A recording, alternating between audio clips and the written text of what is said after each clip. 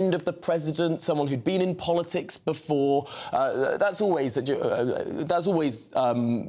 gets deployed. I mean, Woody Johnson, for example, was Trump's ambassador in London during his first term.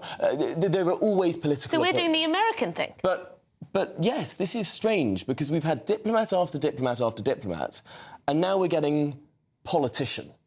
Yeah. How do we feel about all that? Is that what you would expect from Sir Keir Starmer?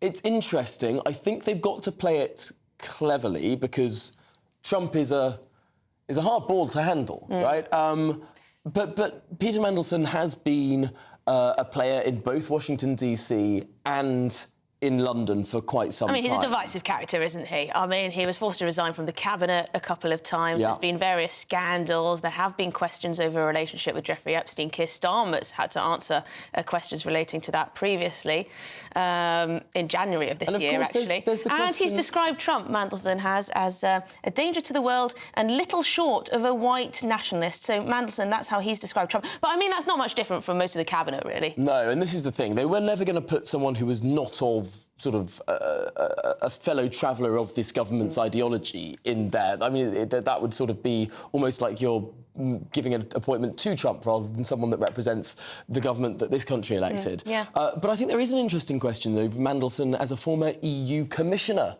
as the guy that used to run trade for the European Union. We know Trump's antipathy towards the European Union, and also the fact that he's... And Mandelson's love for it. Right, so is this going to make the UK look too European? Isn't our great opportunity with the Trump presidency is we don't have to be lumped in with the European tariffs? I mean, remember when there was all that talk about, you know, Nigel Farage being the ambassador out in Washington, Mandelson, very different kettle of fish. GBNews.com/USA, we're also going to be hearing which new Labour peers there are going to be, dozens apparently. But it is the headlines for Tatiana.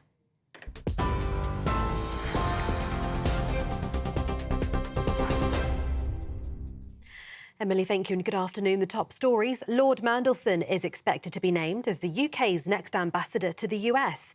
Lord Mandelson, who served in the cabinets of Sir Tony Blair and Gordon Brown, is poised to be the UK's next top diplomat in Washington in a political appointment as Donald Trump returns to the White House. Prime Minister Sir Keir Starmer believes the Labour veteran has the trade expertise and networking abilities to bring the UK and America closer together. Dame Karen Pierce, the current ambassador, will remain in the post until Trump is inaugurated on the 20th of January. Elsewhere, 2 men have been charged with assaults on police officers following an incident at Manchester Airport in July. 20-year-old Mohammed Amaz is charged with 2 offences of causing actual bodily harm, 1 charge of assaulting an emergency worker and 1 charge of common assault. And 25-year-old Mohammed Ahmad is charged with causing actual bodily harm. The Crown Prosecution Service said no police officers would be charged in relation to the incident. The men are due to appear at Liverpool Magistrates Court on the 16th of January. The Met Office is urging people to prepare for disruptive weather this weekend as the Christmas holidays begin. Yellow warnings for wind have been issued and parts of the UK could be hit by gusts of up to 85 miles per hour. Millions of drivers start their holiday journeys from today, with motor agencies warning of a pre-Christmas panic on the roads and record levels of traffic. Data from the RAC estimates 29.3 million journeys to be made by motorists in the run-up to Christmas Day. About half of these are set to be made over this weekend. After around 5.7 million journeys on Wednesday and yesterday, the RAC said today will be Frantic Friday on the roads, with an expected 3 million trips.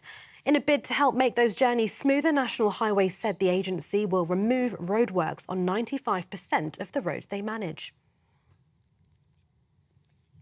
Well, that, as the Prime Minister says, council should get on with the job of fixing pothole-plagued roads. Sir Keir Starmer says damaged roads can risk lives and cost hundreds, if not thousands of pounds for car repairs. He made the comments as the Department for Transport announced how much each local authority in England will receive to maintain roads in the next financial year. The Treasury announced in the budget in October that total local road maintenance funding in 2025 and 2026 will be nearly £1.6 billion, representing a £500 million uplift compared with the previous 12 months. The increase is estimated to be enough to fix around 7 million potholes. Transport Secretary Heidi Alexander says it's important local communities get the best results. We'll be releasing 75% of this funding next year to start off with, and we withhold 25% to ensure that councils are reporting back to us on how they are using that money, because we know that some roads at the moment are like obstacle courses, aren't they? You've got huge craters in them, and so what we need to make sure is that those really big safety problems are being tackled first and foremost, but we want councils as well to think strategically about how they use this money in the best way, because it's really important that we get good value for money. In other news, the Department for Health and Social Care are announcing a package of GP reforms to slash red tape, they say, and bring back the family doctor. The government consulting with the British Medical Association on measures including the largest boost to GP funding in years and reducing outdated targets to free up time. Measures also include additional investment and greater flexibility to employ doctors, as the Health Secretary Wes Streeting vows to reform general practice. Backed by the biggest boost to GP funding in years, an extra £889 million on top of the existing budget for general practice. The proposals would ensure that patients most in need see the same doctor at every GP appointment. Health and Social Care Minister Stephen Kinnock says the plans will deliver better outcomes for patients. Package of £889 million of investment that we're bringing forward today is really going to help to fix that front door. But investment always has to come with reform. So the negotiations that we'll be launching with the BMA will be based on busting all the bureaucracy and the red tape that they have to deal with. There'll be a patient's charter, so patients know what they can expect from the practice that they're registered with. There's going to be much better online access. And we're going to bring back the family doctor. We're going to incentivise surgeries to ensure that people are seeing the same doctor, because that's what gets much better outcomes for them. And King Charles will reportedly continue his cancer treatment into next year. Buckingham Palace says his treatment has been moving in a positive direction. And as a managed condition, the treatment cycle will continue into 2025.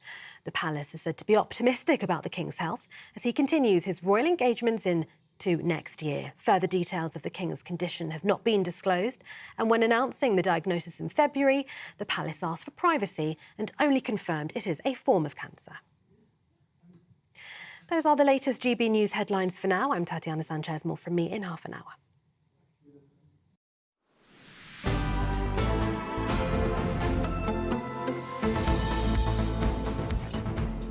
Merry Christmas, Britain. It is 9 minutes past 12. Now, some breaking news as two men have been charged with assault after an incident at Manchester Airport in July. OK, well, our Home and Security editor, Mark White, is here in the studio to bring us all of the details. Mark, what can you tell us?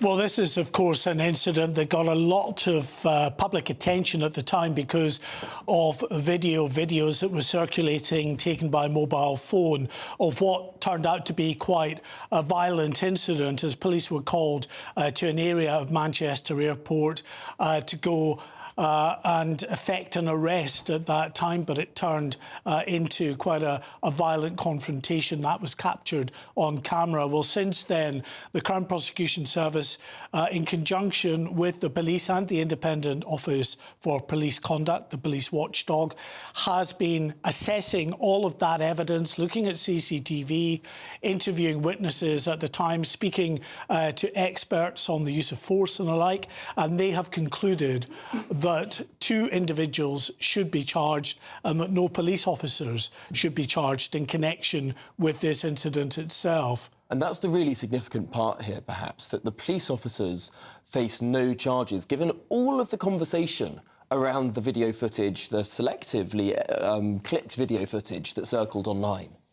Well, and that may be one of the reasons why we are looking at quite a time lag from the incident itself until we are now at that phase where they've decided that there should be no prosecutions against the police officers, but against two other individuals. One of the things that the Crown Prosecution Service, in conjunction with the police watchdog, were doing was looking at police training and proportionate use of force and taking expert advice on that, and they have concluded, they say, that there was no realistic prospect of a prosecution if charges had been brought against the police officers. But two individuals do face charges effectively of assaulting police officers. They are 20-year-old Mohammed Amaz, who's charged with causing actual bodily harm, one charge of assaulting an emergency service worker and one charge of common assault. The other person who's been charged is 25-year-old Mohammed Ahmad, who faces a charge of actual bodily harm. Both men will appear at Liverpool Magistrates Court on the 16th of January. OK, the 16th of January. And as you say, you suspect that the delay, because this incident took place in July, you expect the delay was because of the complexity, because of the different video footage and all of this? Well, I'm not privy to exactly what those investigations require, but certainly in the statement that the Crown Prosecution Service has put out, they speak about the complex nature of that investigation that brought together not just the video footage, the CCTV camera footage, the witnesses who were there, but also the expert witnesses. And as I say, those included witnesses who were expert in the proportionate use of police force, the training given to officers and the like, and on all of the expert analysis and evidence they were presented with, they felt that there was no realistic possibility of a prosecution against any officer, and that's why we're looking at two prosecutions being mounted against two individuals for assaulting police officers, but no charges against the police. OK, and the next date for the diary is the 16th of January. Well, a fascinating one to follow. Yeah. Mark White, thank you very much indeed for bringing us those details. OK, well, in other news, the man once dubbed the Prince of Darkness is coming well and truly out of the shadows. Yes, Lord Peter Mandelson. Lord Mandelson is set to be appointed as the next UK ambassador to the United States after Donald Trump's inauguration on the 20th of January. OK, well, his appointment comes despite the Labour grandee once calling Donald Trump a bully and attacking his America First agenda. Well, questions are also being asked about what's been described as a particularly close relationship between Lord Mandelson and the late paedophile Jeffrey Epstein. OK, well, to tell us more, it is GB News political editor Christopher Hope who's in the room with us now. Christopher, a controversial choice, perhaps? Yeah, you might think, though, given the past of being, you know, a former EU trade ambassador, a Labour minister, obviously a Remainer, and so it goes on. I would argue it's quite a good choice. I'm not sure all the GBNews viewers or listeners agree, but bear with me on this. I think he's a political figure. You look at the options that may not be him. It's someone deep in the state of the UK, maybe not be sharp enough or see where Trump goes. Trump is political to his fingertips. So is Peter Mandelson. I think that's why this might actually work.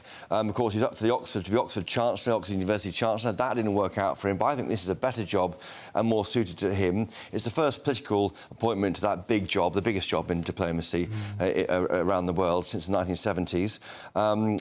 You know, it comes after Morgan McSweeney, the Chief of Staff for Keir Starmer, and Jonathan Powell, who's in the NSA, the National Security Advisor, went to see Trump's team on the 3rd of December.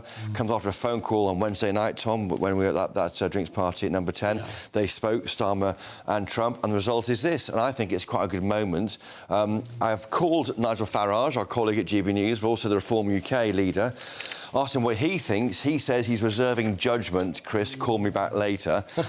He's waiting to see how it goes. We know that Farage himself has told us on GB News he's offered to help broker that friendship. He is a chief Trump whisperer, isn't he, Farage?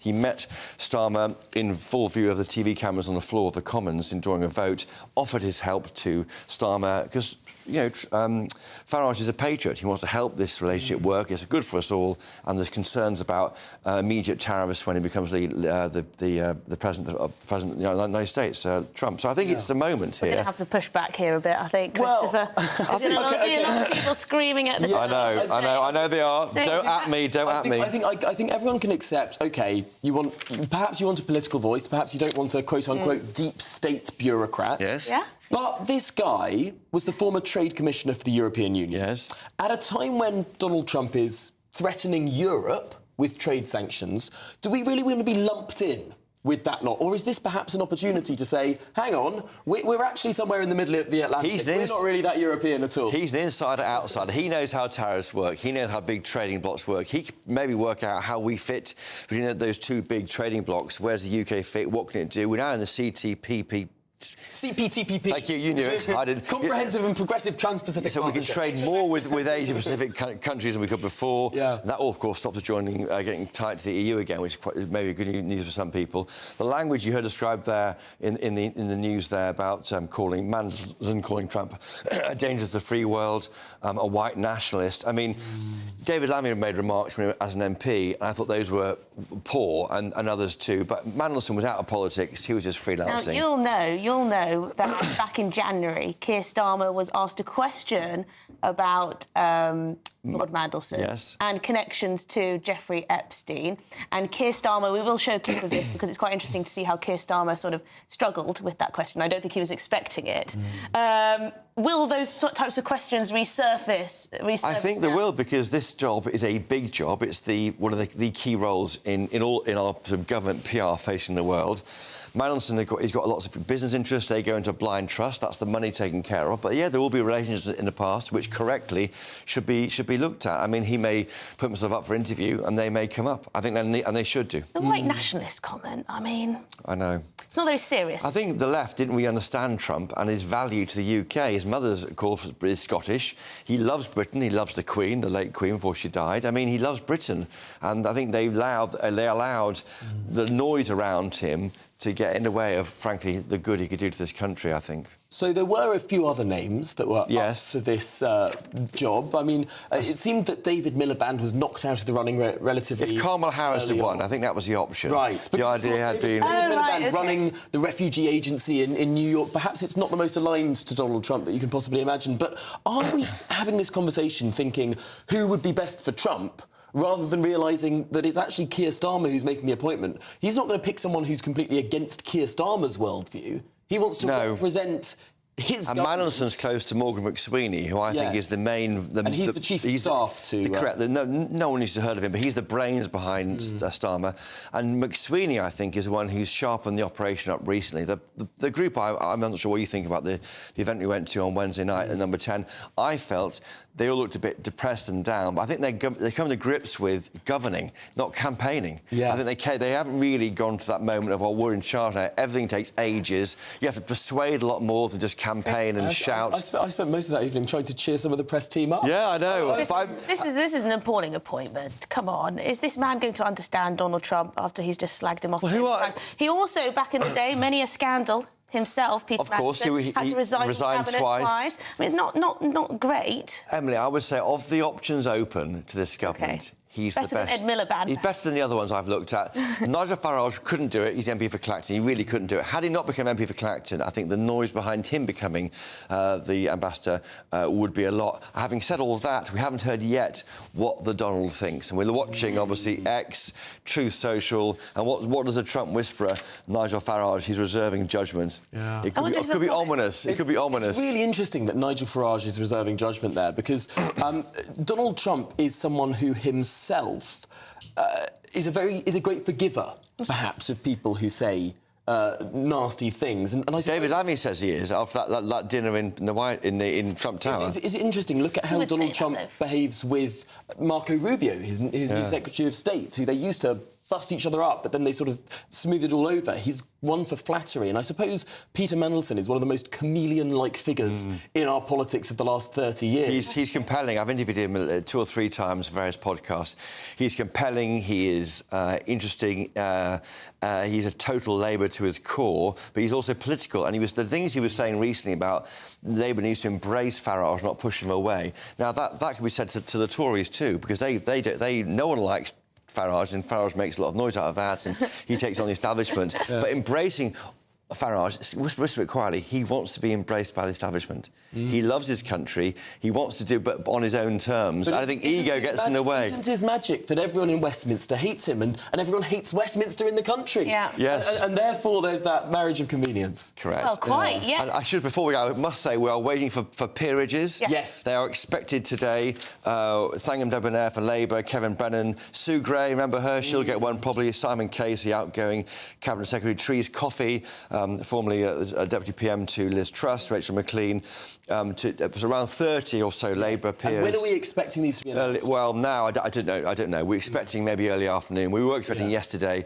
It's an appointment which is tied up with a palace and Number 10 and all sorts of cabinet office. Lots of moving parts. A lot of moving parts. Okay. And, Will you come and tell us when they do drop? of course. Yes, Running. will you come Straight run away, in I'll run in, on Merry hot Christmas foot. Britain, Marvellous. exclusively, quicker than any other channel. That's what we'll Always be. here. Christopher Hope, thank you so much. This is Merry Christmas Britain on GB News. Lots more coming up on today's show. It is one of the greatest mysteries in the history of aviation on the brink of being solved. This coming as the Malaysian government announces it will renew the search for flight MH370 that disappeared more than a decade ago.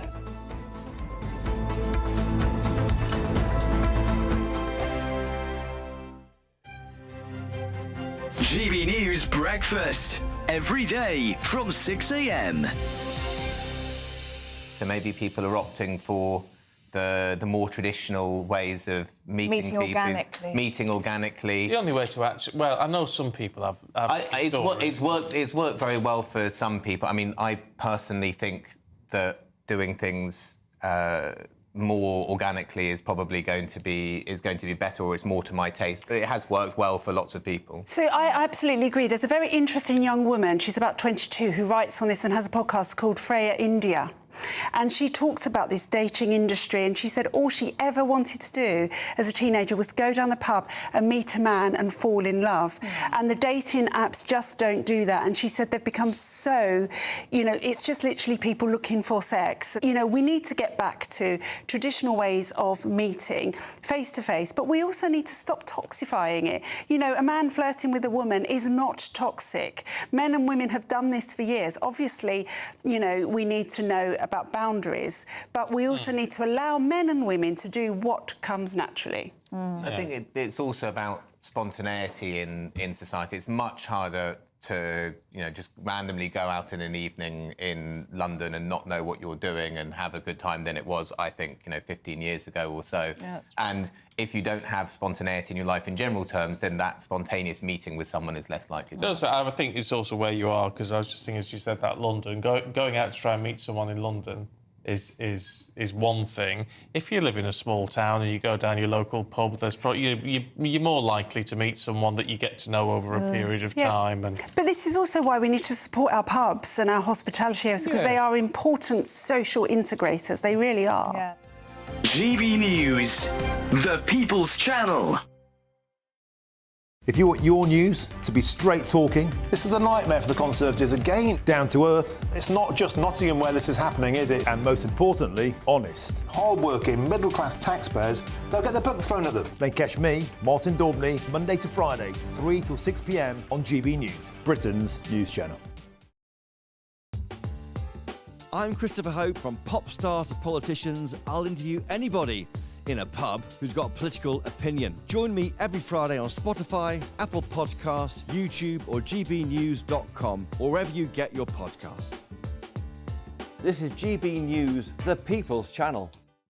We're proud to be GB News, the People's Channel. And as you know, we always love to hear your views. Now, there's a new way of getting in touch with us at gbnews.com/your say. By commenting, you can be part of a live conversation and join our GB News community. You can even talk to me, Bev Turner, or any of the members of the GB News family.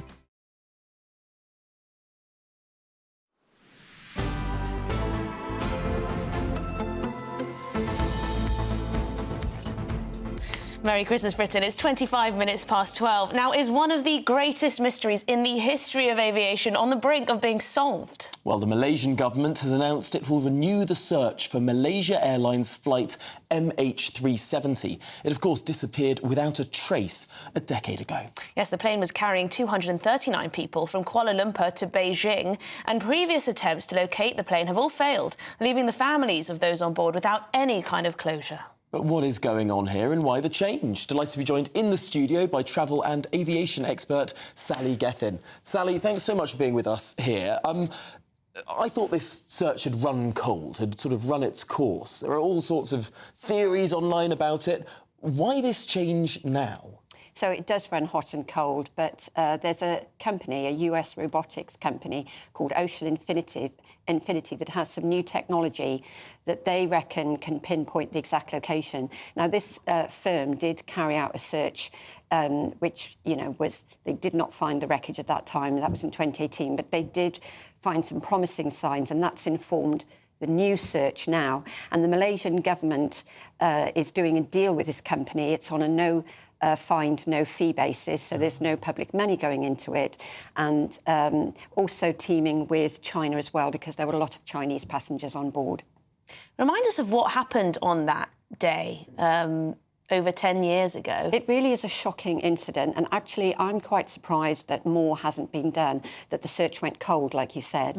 So 10 years ago, this flight, a B777, a Malaysia Airlines flight, MH370 is its call sign, took off from Kuala Lumpur and then went on its own trajectory and literally went missing. It was heading to Beijing. And the really disturbing aspect is that all signs point to the avionics being interfered with on board. So this has given rise to the theory that perhaps the pilot was behind it. Was it a murder-suicide? Why the transponder was turned off? It had to be somebody who knew what they were doing on board the aircraft. And those families are absolutely devastated because they just don't have answers. Yeah, that must be the toughest thing of all. I mean, at least having closure is something for those families. But looking at this peculiar flight trajectory, it takes off from Kuala Lumpur, starts heading towards Beijing, and then it appears to do a hairpin turn and head down to the Indian Ocean, completely the opposite way that it was travelling. Yes, and I think, until we get answers, really, how can we say air travel is completely safe? I mean, obviously, there are risk factors whenever you fly. But because we don't know, were human factors involved? And like you say, it's such a bizarre course to take. And this has given rise to all sorts of theories, ranging from alien abduction to disappearing in a wormhole.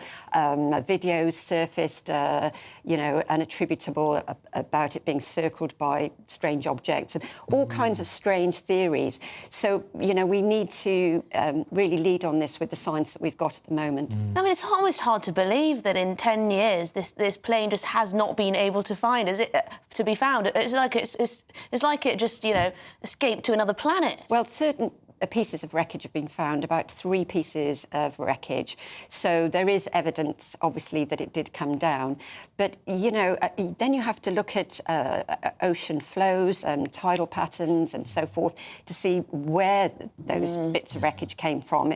It wouldn't be just, it drops perpendicular and that's the spot. No, it's not like a shipwreck, because planes are pretty flimsy things, really, thin metal to make them light to fly. But, of course, all planes carry a black box.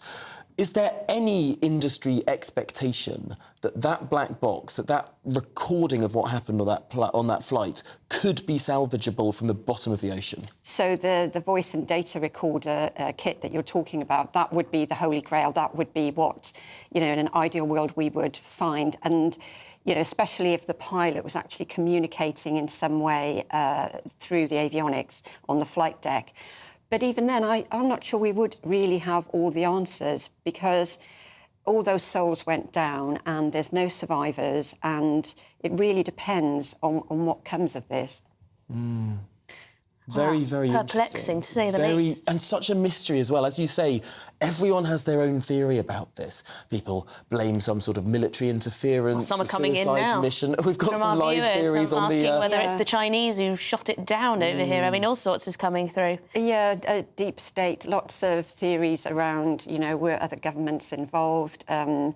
It's endless, actually. Talking about wormholes, you could really disappear down a wormhole just following all the different theories that are out there. Well, fingers crossed that this renewed search will actually come up good. And it seems that the company that is doing this search, this US tech company that's doing a no-find, no-fee basis, they seem fairly confident, given that proposal, that they will actually find this plane.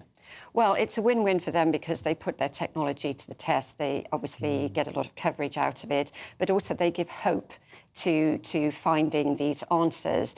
And, so I don't. It's going to be a specific search time frame in the first quarter of next year.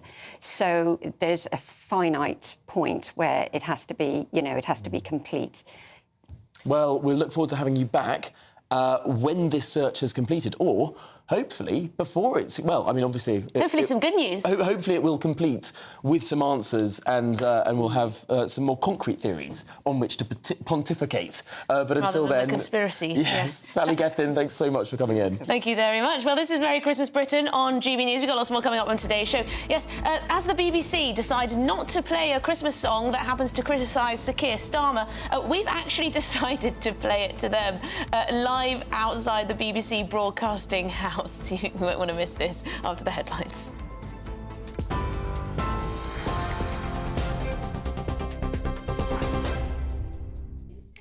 Emily, thank you and good afternoon. The top stories.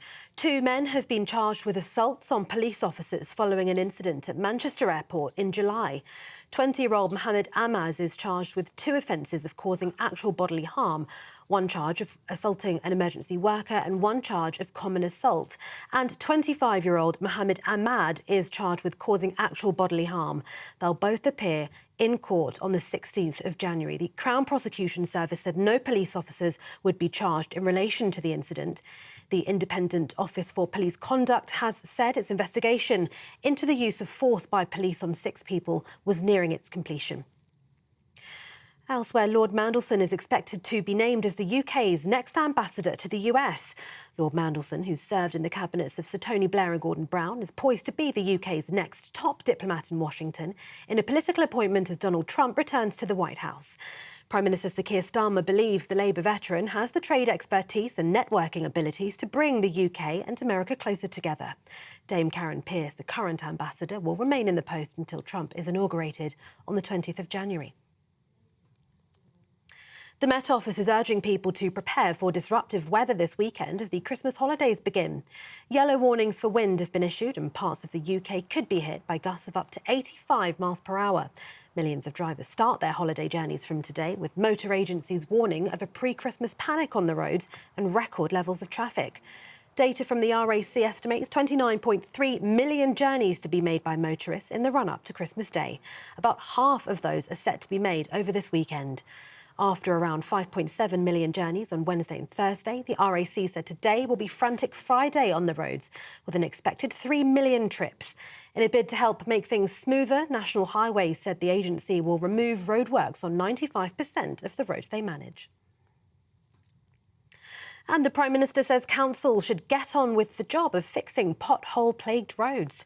Sir Keir Starmer says damaged roads can risk lives and cost hundreds, if not thousands of pounds for car repairs. He made those comments as the Department for Transport announced how much each local authority in England will receive to maintain roads in the next financial year. The Treasury announced in the budget in October that total local road maintenance funding in 2025 and 2026 will be nearly £1.6 billion, representing a £500 million uplift compared with the previous 12 months. The increase is estimated to be enough to fix around 7 million potholes. Those are the latest GB News headlines for now. I'm Tatiana Sanchez. More from me in half an hour. For the very latest GB News direct to your smartphone, sign up to News Alerts by scanning the QR code or go to gbnews.com/alerts.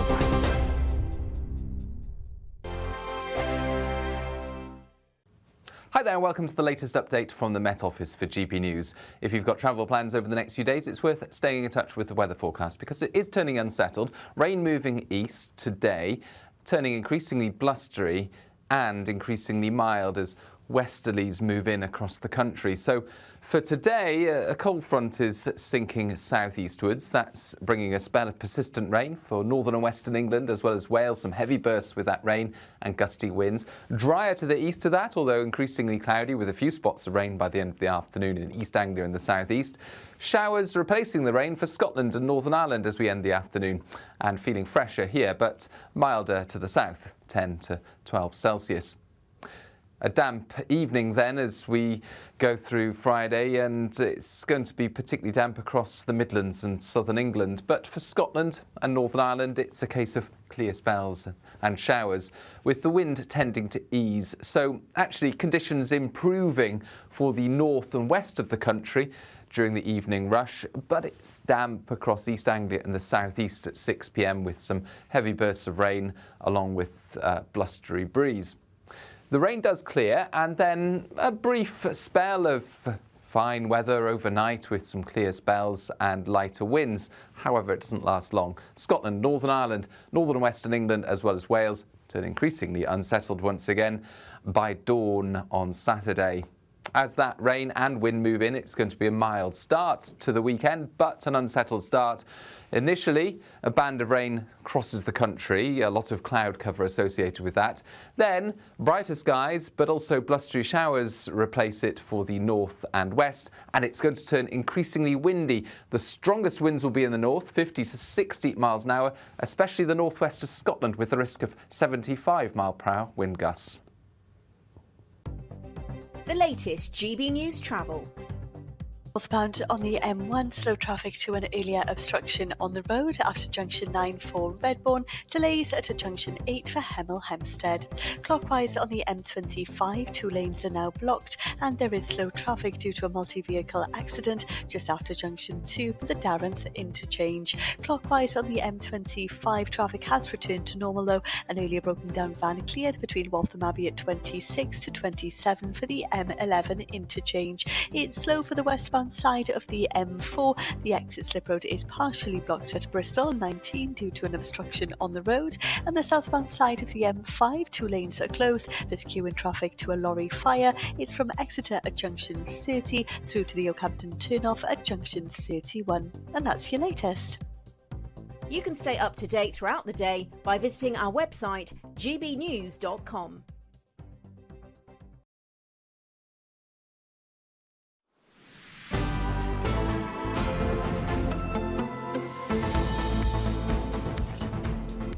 Merry Christmas, Britain. It's 38 minutes past midday.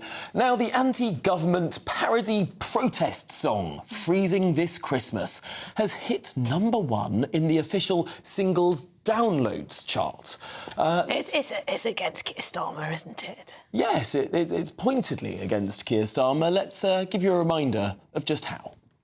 It'll be freezing this Christmas while Keir Starmer's warm. I'll be freezing this Christmas. Anyway, for some reason, its rise to the top of the download charts isn't being celebrated by the BBC. They continue to refuse to play it. Well, if they won't play it to you, we've got our own ideas about this. Martin Daubney is down there at the BBC headquarters. Martin, you're looking very festive yourself. I hope you're warm. What have you got with you?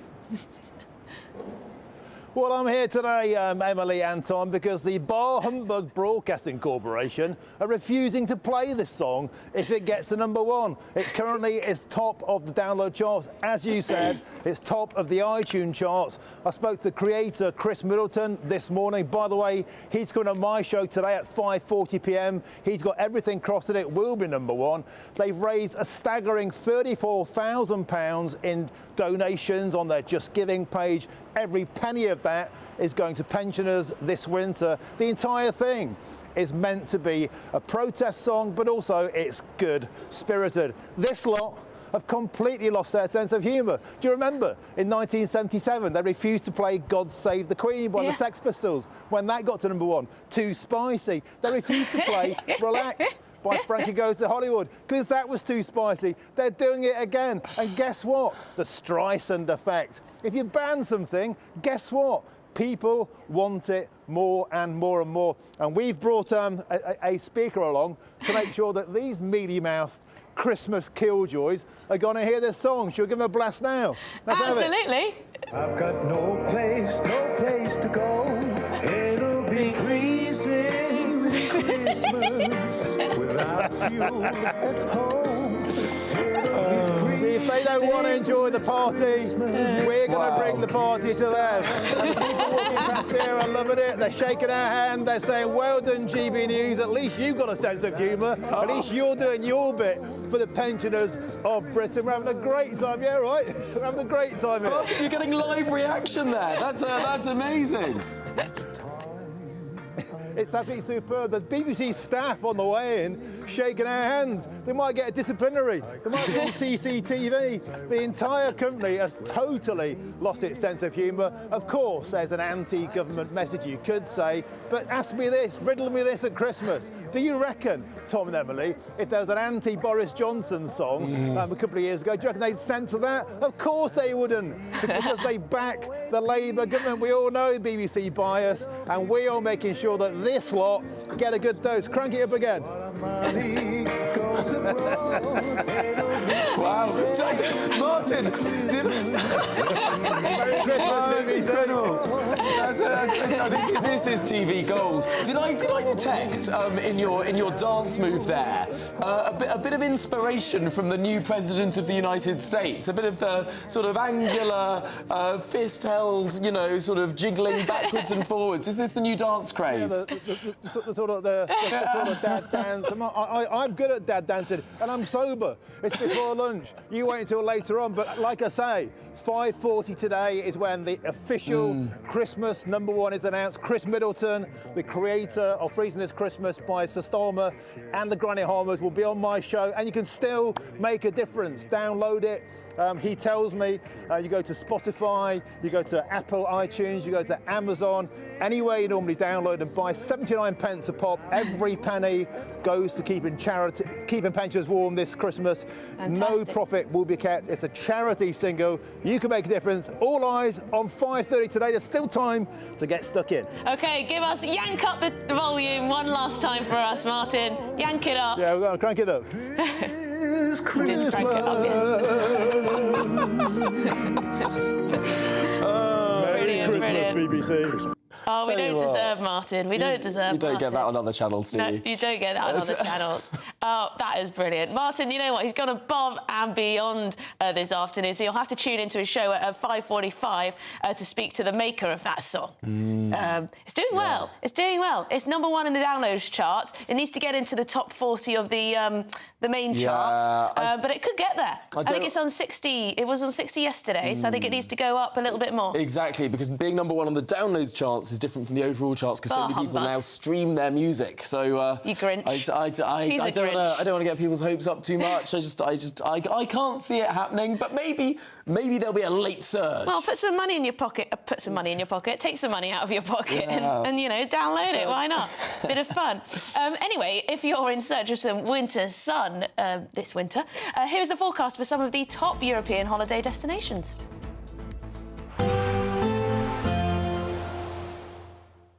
Ready to soak up that holiday sunshine? Won't we need some cover? No worries. All sorted. All Clear Travel Insurance sponsors GB News Travel Destinations Forecast. Hi there. If you're heading off looking for the sun ahead of Christmas, it's largely fine in Spain but unsettled in Greece, whilst the winds feature highly on Saturday in the Canary Islands with some showers moving through here. Some wet weather for Gibraltar, but for much of Spain, Balearics in particular, lighter winds and some sunshine. A breeze blowing through Italy and into Greece with some heavy rain here, and it stays showery in Greece throughout the weekend and into next week. All Clear Travel Insurance sponsors GB News Travel Destinations Forecast. Well, this is Merry Christmas Britain on GB News, and there's plenty more coming up on today's programme.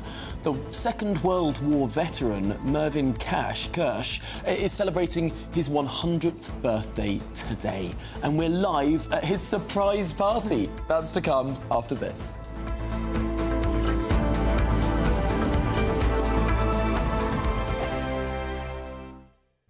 This is GB News, Britain's news channel. British 10-year-old has beaten Stephen Hawking and Albert Einstein in an IQ test, would you believe? Genius Krish Arora got the maximum score of 162, which puts him in the top 1% globally. Goodness me. Well, Krish's parents noticed his brilliant potential after learning he could read fluently by the age of 4. Krish, how does it feel to be a child genius? I feel really happy and privileged. Aww. Do you see it as a gift that you have? Yeah. Oh, that's just wonderful. Nichelle, what do you make of your child being a genius? When did it become apparent to you that Krish had something different, something special? I think at the age of 4, he was doing things that were way beyond and above his age. Yeah. He could read fluently and he could spell correctly, and he was doing complex decimal divisions. So we thought that he's on to something. I think there's a spark out here. Wow. And how are you reading books, Krish? Did you just pick them up from your mum and dad's bookshelf and just start reading to yourself? We used to go to the library and we got books. Such a good tip. Such a good tip as parents. Yeah. Head to the library, take your kids to the library. So, Nichelle, can Krish just do it all? Is he just an all-rounder genius? Every subject, every talent, he can do it all? Absolutely, and he helps out the family as well. He's been teaching me grade 1 piano, and he hopes, and I repeat, he hopes that I'm going to complete it in 12 months' time. And he also helps out Mum, because when Mum is teaching his sister, Mum sometimes says, Krish, go solve that problem and, help your sister out. So, yes, he can do it all. Krish, you're a superstar. GB News, the People's Channel. Hi there, I'm Michelle Dewberry, and I'm going to take a second to tell you all about my show, Dubes & Co. We start off with the issues of the day. We then bring in both sides of the arguments. We get rid of the disrespect, and then you throw me into the mix. And trust me, I'll tell it exactly how it is. And then, of course, the magic ingredient, you at home. We mix it all together, and what have we got? In my opinion, the best debate show in town. Monday to Friday, 6 till 7 on GB News, Britain's news channel. It's Patrick Christie's Tonight, and here we do things differently. It's explaining the absolute madness of this, doesn't it? It's explosive. I mean, this is very good. It's lively. 850. Your government sat there, Sean, and it did nothing. It's controversial. And the Middle East has been in turmoil since before I was born. It's everything you need to kickstart your evening. Everyone's had their Weetabix tonight. I love to see it. That's Patrick Christie's Tonight, weeknights from 9 p.m. Only on GB News, the People's Channel, Britain's news channel.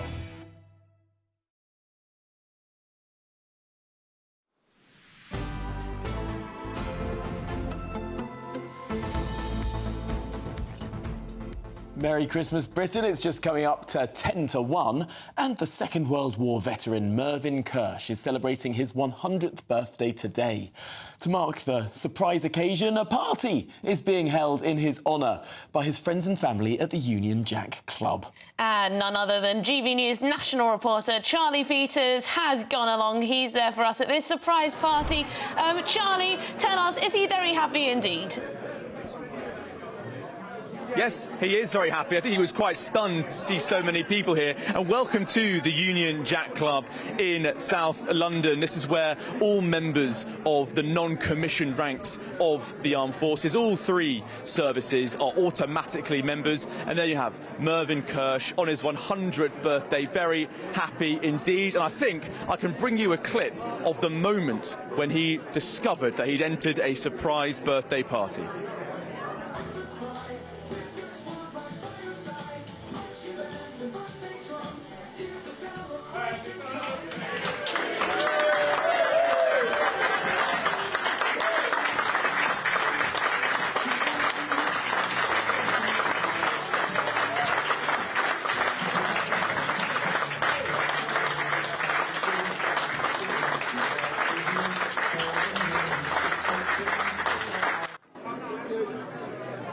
Now, Private Mervyn Kirsch, he served on D-Day 3 days after the event, landing on Gold Beach. He was a member of the Royal Army Ordnance Corps, but since then he's been supported by so many charities, and one charity in particular I want to introduce you to, because I'm joined now by Paul Cook, who's the Vice Chair of the Taxi Charity for Military Veterans, who bring people over who served in Normandy back on the anniversaries. Paul, why are you here today, and how special is it for you to be here for the celebration of Mervyn? Well, for myself, not only for myself, but for the charity, to honour Mervyn, who's 100 today, is very special to us. He's a very special member of our family. You know, he's been with us for many years now, and he really is like a shining character. The stories that he tells, the service that he done, it's just amazing, and I think it's an honour and a privilege to be here, Charlie. As I can tell, only 13 people were driven across for the 80th anniversary of D-Day this year. Obviously, we're losing so many of our greatest generation, but how does it feel for you to be part of that team, driving over our military veterans on those incredible occasions? Well, for me personally, I look at it as my service. You know, it's my own way of giving back to this generation, the golden generation. Really, the truth is, Charlie, if it weren't for that generation, you wouldn't be sitting here, I wouldn't be sitting here. Saying thank you. It also reminds me of my grandfather, and he served during the Second World War. So when I'm with these gentlemen, and you know, people like Dorothea, who was also here, the women, it's a bit of a connection for me. It's like I'm with my grandparents again, even though they're not. It does feel like it to me. This is a special room, isn't it? This room is bursting with history and with so many memories of that period. It must be an enormous privilege and an honour just to be around these people. Oh, it is all the time. Every day that we have these people on this planet, it's very special. And when you get to meet these people, and we introduce them to people in France, and we introduce them to people in Holland, we always get an amazing response, an overwhelming response, especially from the Dutch. And it's reaffirming, it's life reaffirming, definitely. Now, we've heard from Mervyn, or Private Kirsch, to his old comrades, that he doesn't want any gifts for his birthday. He's not a materialistic man. What he wants is for donations to your charity, the tax charity for military veterans. Why does that charity mean so much to him, do you think? Well, I think when we take him over to France and he sees the places, he's walking on steps that he probably walked on 80 years ago. He's walking on them roads and paths that he did 80 years ago. So it's the way he remembers his fallen comrades. It's also the way he remembers his service. It's the way, and he reflects on his faith. You know, he's very. He loves that he's Jewish, and he also loves his Jewish faith, and that sort of all connects to him when we're in France. And then obviously when he finished up in Holland, and Mervyn actually finished up in Bergen-Belsen, where the concentration camps, for a Jewish veteran, you know, that's very, for him, it means so much. Yeah, it's very moving, and for us it's a privilege to take him there. I'm honoured when I've driven Mervyn over to Holland a few times, and also over to France. And when you're with him, you get it, Charlie. You know, you get it. Paul Cook, thank you very much for your time. Thank you, and good luck with your charity work. Thank you. And I just want to take you around here because we've got so many generations of veterans here. There's a man there enjoying a lovely pint of Guinness. And then around me, we've also got children, 4 generations as far as I can tell, all connected to Mervyn Kirsch, that great military veteran, celebrating his 100th birthday today at the Union Jack Club in central London. What a wonderful occasion. Thank you so much, Charlie. Please do wish him a big happy birthday from us as well, Tom and Emily. Thank you, Charlie. We'll speak to you a little bit later. Absolutely, just wonderful to see the reaction as he walked into the room. The doors opened, the cheer went up. Just so heartwarming. You ever had a surprise birthday party for yourself? I have actually. Oh, I had one this year. You, eh? Yeah. Oh, that's nice. It wasn't quite as big. I mean, there weren't as many. Nice friends. There weren't as many people I wasn't there. invited. No, there are only sort of 8 only people 8. there. I don't fit into the top 8. So that's nice, isn't it? Even though I spend every day sat next to you. I didn't choose the guest list. It was a surprise party. I'll be having words. Anyway, this is Merry Christmas Britain on GB News. I hope you've been invited to someone's birthday party. Lots more coming up on today's show. We can hopefully reveal the names of those newly appointed Labour peers. There could be 30 of them. That's after the weather.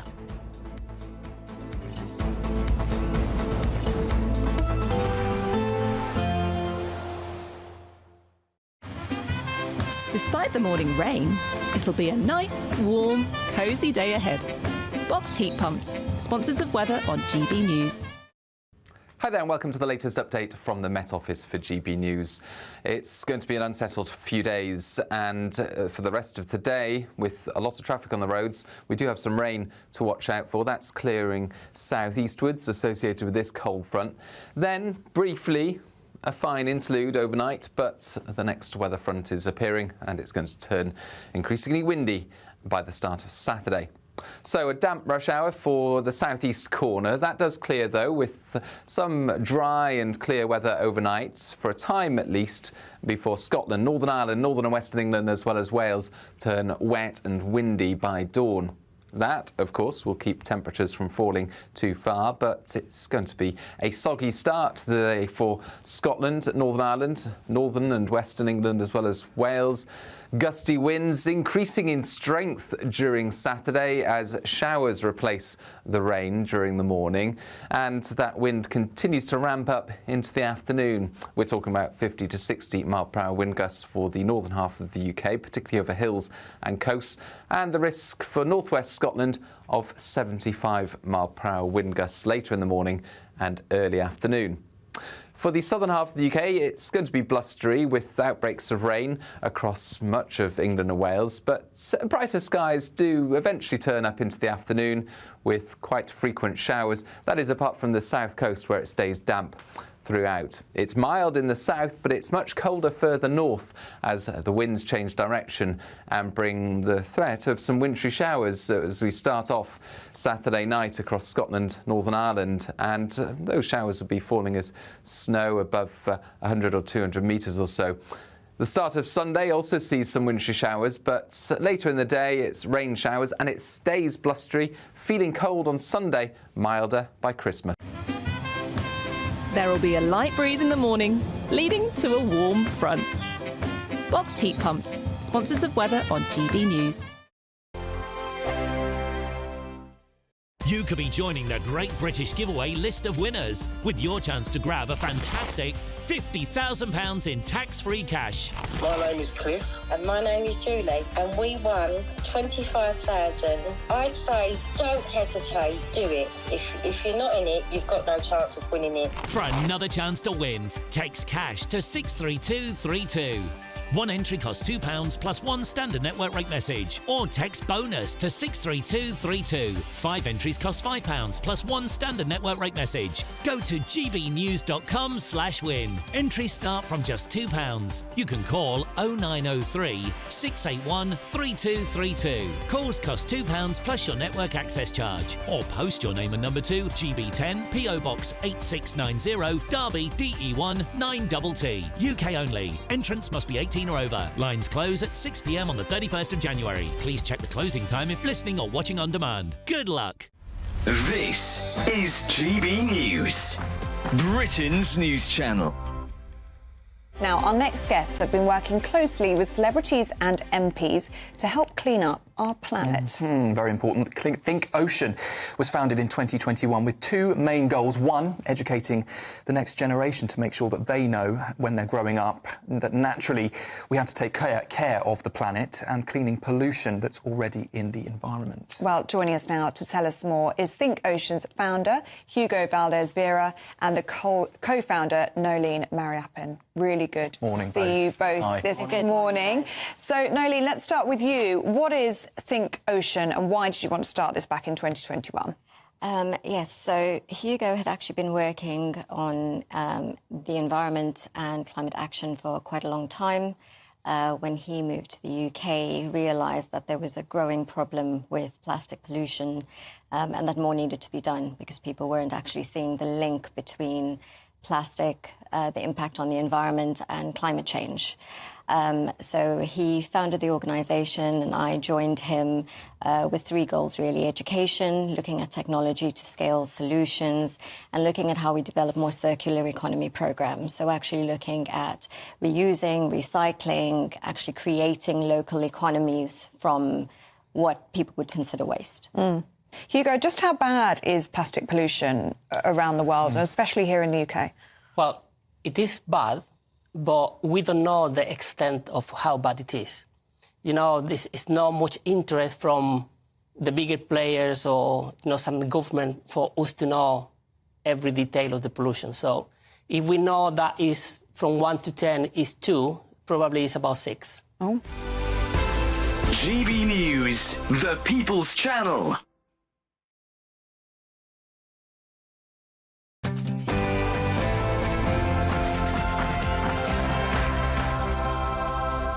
Well, Merry Christmas, Britain. It's 1 o'clock on Friday, the 20th of December, the last Friday before Christmas. I'm Emily Carver. And I'm Tom Harwood. Well, 2 men have now been charged with actual bodily harm after a disturbance at Manchester Airport back in July. The Crown Prosecution Service have said no police officers will be charged over the incident. We'll have the latest with our Home and Security Editor. Labour heavyweight Peter Mandelson is now poised to become the UK's top diplomat in Washington, D.C., all ahead of a Trump presidency. But will the Prime Minister have questions to answer about an apparent relationship between Mandelson and Jeffrey Epstein? Well, we'll be taking a closer look. We will indeed. And there is some fresh hope for MH370. Could one of the biggest mysteries of the last decade finally be solved? We're talking about the flight, of course. Today it's revealed the search is to resume in a new stretch of the Indian Ocean. We'll have the very latest. And later in the show, we're going to bring you an exclusive story of an adult nature as an Uber driver is caught watching what appears to be pornography whilst driving the car. We're going to be speaking to the passenger who caught and filmed this shocking moment and bring you the exclusive footage.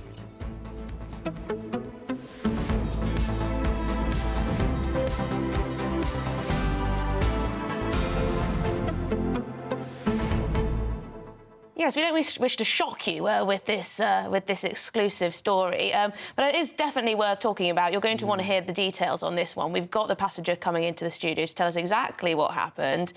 We've contacted Uber as well, but we'll reveal all in the after 2 o'clock. Absolutely, it's worth sticking around for. But of course, many more issues on the show today. Particularly interestingly, this political appointment of Peter Mandelson to a position in Washington, D.C. Not since the 1970s.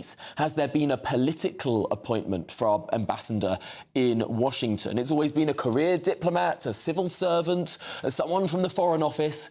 Well, now it's a former cabinet minister, but also, interestingly, a former European commissioner. I mean, would it be too much to ask to have an ambassador in Washington for our country who hadn't called the president-elect a white nationalist? I mean, is it so hard to find someone who hasn't personally insulted the man? In fairness, he said he was close to a white nationalist. Little off or something. Yeah, there's some wiggle room there. I'm sure he'll be emphasising that wiggle room. But that's what Peter Mandelson's all about, isn't it? He's sort of a shapeshifter in terms of politics, and maybe that's what Keir Starmer has... everyone can use their own words. A chameleon is what you said before, wasn't it? But maybe that's what Keir Starmer wants, because it's someone that can sort of, shape-shift in a room. I'm sorry, I think looking at things, it does look like the United States. I did a bit of Donald Trump there, didn't I? The accordion. The United States does seem to potentially be going in a good direction, Do we want someone who clearly doesn't like the man? No. I don't know. GBnews.com/yoursay. Please do get in touch. We are going to be bringing you those 30 Labour peers that are going to be appointed. But that's after your headlines with Tatiana.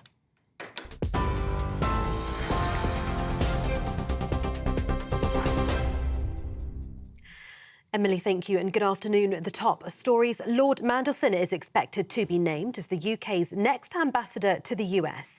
Lord Mandelson, who served in the cabinets of Sir Tony Blair and Gordon Brown, is poised to be the UK's next top diplomat in Washington in a political appointment as Donald Trump returns to the White House. Prime Minister Sir Keir Starmer believes the Labour veteran has the trade expertise and networking abilities to bring the UK and America closer together. Dame Karen Pierce, the current ambassador, will remain in the post until Trump is inaugurated on the 20th of January. 2 men, in other news, have been charged with assaults on police officers following an incident at Manchester Airport in July. 20-year-old Mohammed Amaz is charged with 2 offences of causing actual bodily harm, 1 charge of assaulting an emergency worker and 1 charge of common assault. And 25-year-old Mohammed Ahmad is charged with causing actual bodily harm. They'll both appear in court on the 16th of January. The Crown Prosecution Service said no police officers would be charged in relation to the incident. The IOPC says its investigation into the use of force by police on 6 people was nearing its completion. Elsewhere, the Prime Minister says council should get on with the job of fixing pothole-plagued roads. Sir Keir Starmer says damaged roads can risk lives and cost hundreds, if not thousands of pounds for car repairs.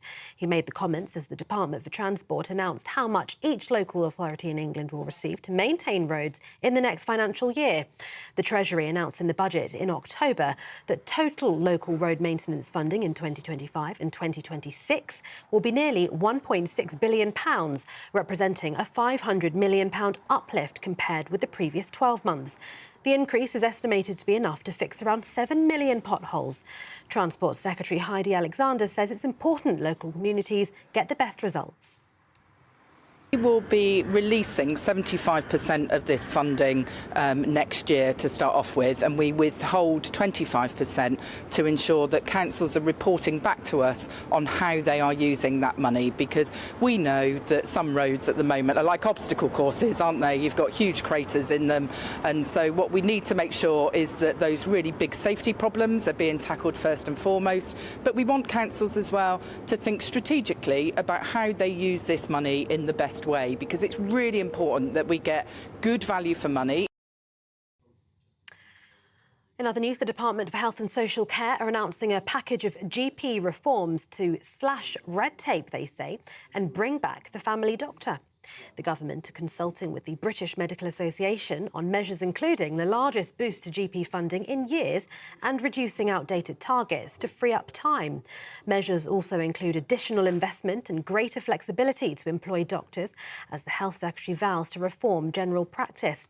Backed by the biggest boost in GP funding in years, an extra £889 million on top of the existing budget for general practice. The proposal would also ensure patients most in need see the same doctor at every GP appointment.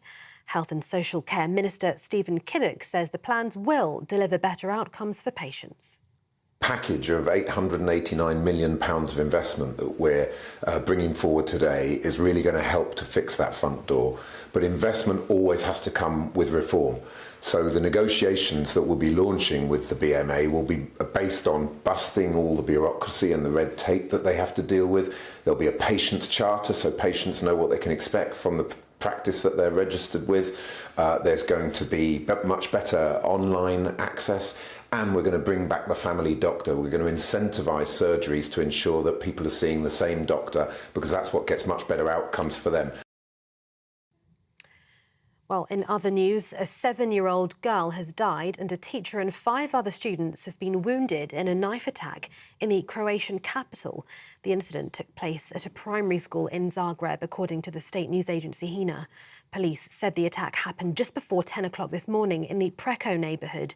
They described the attacker as a young male and said he'd been detained. Emergency crews, including paramedics and an air ambulance, rushed to Preko Elementary School as authorities were alerted to the incident. The teacher is said to have suffered life-threatening injuries and remains in hospital after undergoing surgery, according to the state broadcaster. And King Charles will reportedly continue his cancer treatment into next year. Buckingham Palace says his treatment has been moving in a positive direction. And as a managed condition, the treatment cycle will continue into 2025. The palace is said to be optimistic about the King's health as he continues his royal engagements in 2025.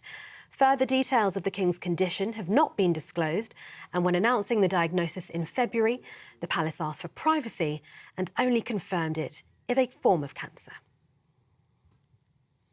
And those are the latest GB News headlines for now. I'm Tatiana Sanchez. More news from me in half an hour. For the very latest GB News direct to your smartphone, sign up to News Alerts by scanning the QR code or go to gbnews.com/alerts.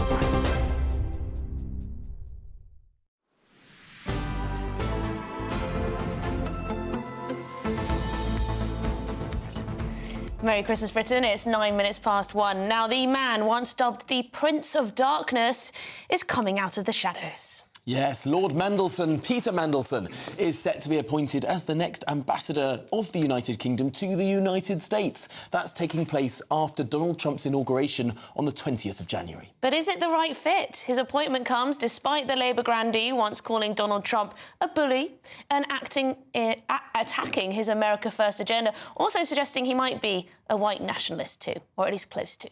Well, questions are also being asked about what's been described as a particularly close relationship between Lord Mandelson and the late paedophile Jeffrey Epstein.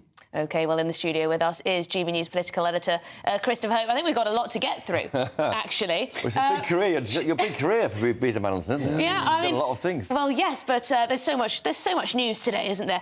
Peter Mandelson, who is he? Why has he got this job? And is it a good thing? OK, former New Labour cabinet minister, held two roles, quit the government in different circumstances suddenly under Tony Blair, twice brought back in by Gordon Brown in 2007, then became an EU Trade Commissioner. In fact, before that, an EU Trade Commissioner, someone who wasn't a big fan of Brexit. He is now a person who is the interface between our country and Donald Trump. How might that go? Well, I would argue that's not a bad result here, I think, for those who care about our special relationship with the United States. I think he's a politician.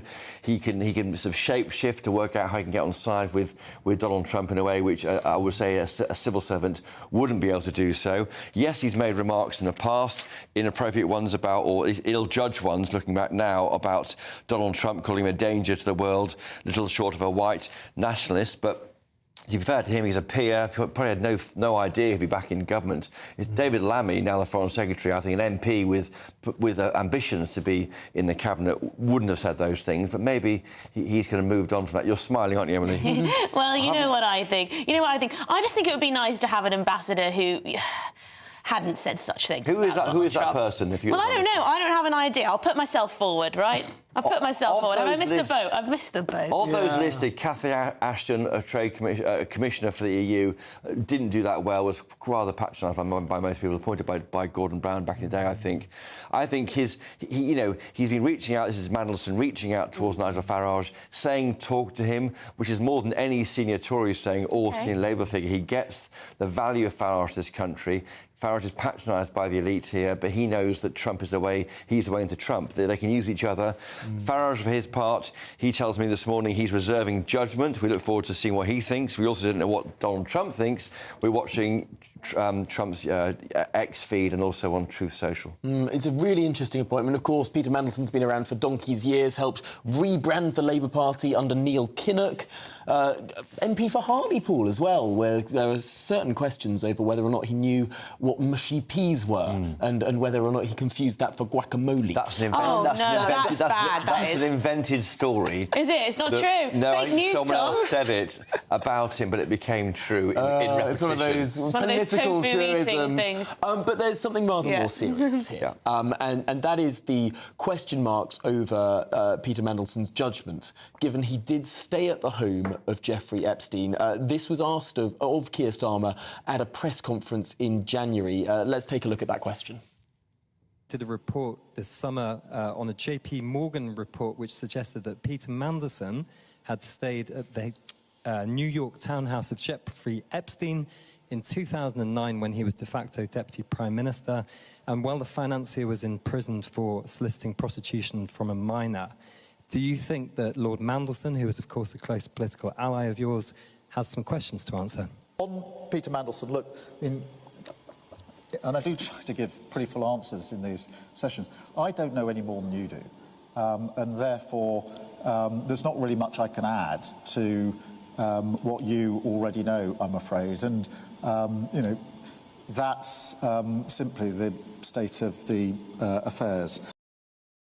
Didn't like being asked about that, did he? Will he have to say more now he's Prime Minister? Well, or Peter Mandelson may want to talk more about that. He's putting his finances almost certainly into a blind trust. He's invested in all sorts of businesses. He had a company called Global Counsel. I think he sold the shares on that earlier this year, or some shares in that anyway.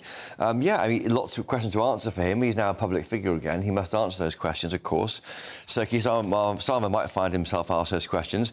There has been a run into this. We saw a phone call on Wednesday night between Sir Keir Starmer and Donald Trump. So, of course, he was briefed then. Before that, we had Morgan McSweeney, the Chief of Staff for Jonathan Powell, the National Security Advisor, meeting Team Trump quietly on December the 3rd. So, you know, there's an attempt here, I think, at trying to find a middle ground between the European Union, which we are going to get close to next year, but also the Trump issue, the trade deal, tariffs with the US.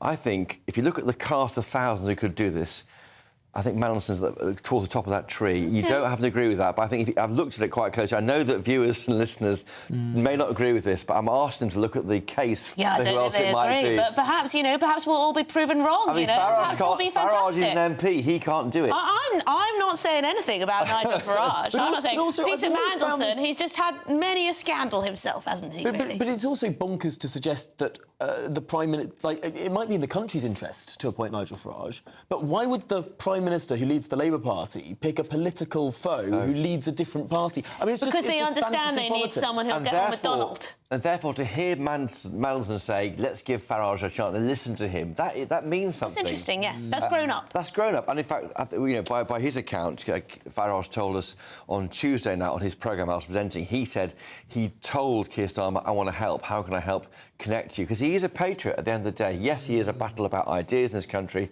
but he does want to get the best of Britain. That was a cracking show, by the way. Yes, it was. Enjoyed it very much. Thank you. Yes, well enjoyed doing it. Always I should also, before we go, peerages. Yes. Apologies. Haven't happened yet. Not my fault. Blame the king or number 10. Not my fault. We're never blaming the king. No, we're never not his blaming fault. Not his fault. But it's not, they're going to happen at some point. Oh, we've got today. you. Chagos Islands.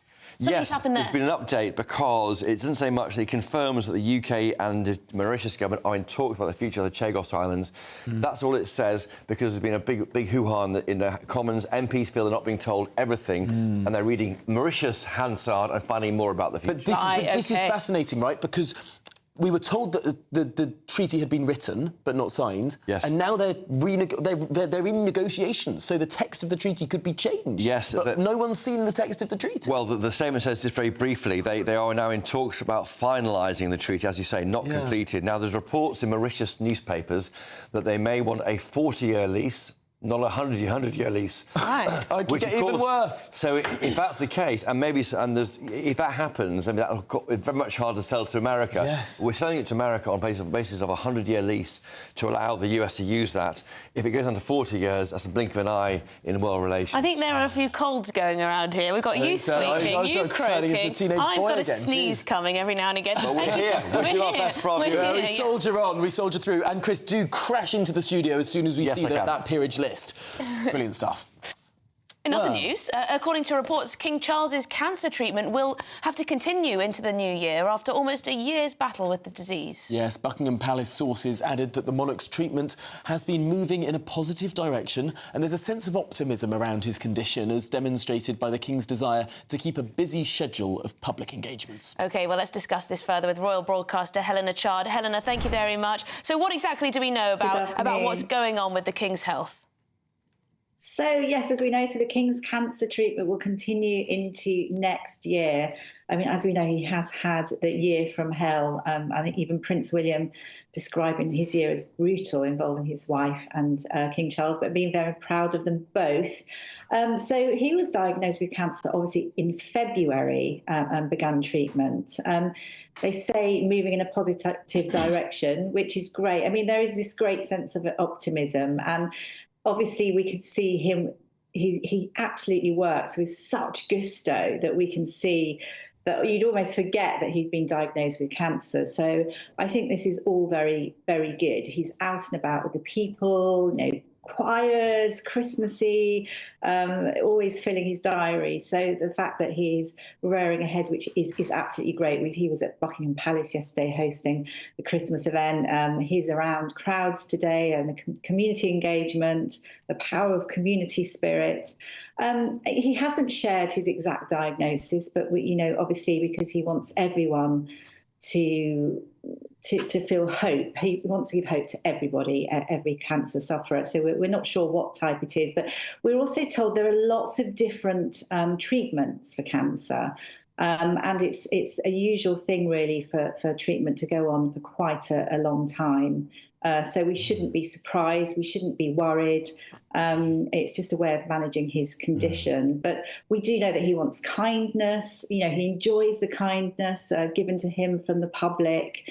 And the fact that he's updating us is great. Is really, really, really good. I know that next year he's going to be returning to a full programme of public duties, which is great.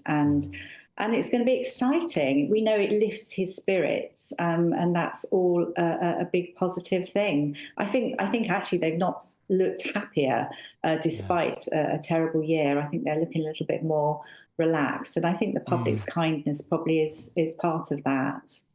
Well, Helen Lachard, thank you so much for talking us through that.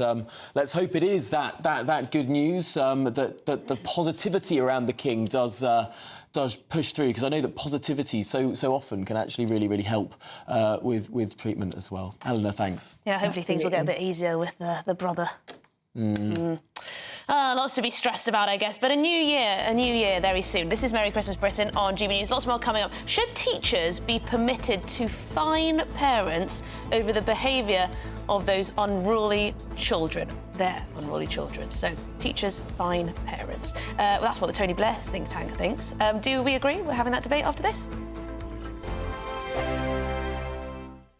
Sunday with Michael Portillo from 11, only on GB News.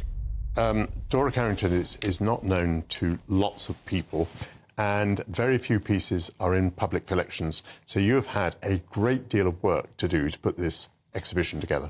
Absolutely. It's been, next year, it will be 30 years since the last major exhibition of Carrington's work, which happened in 1995 at the Barbican Gallery.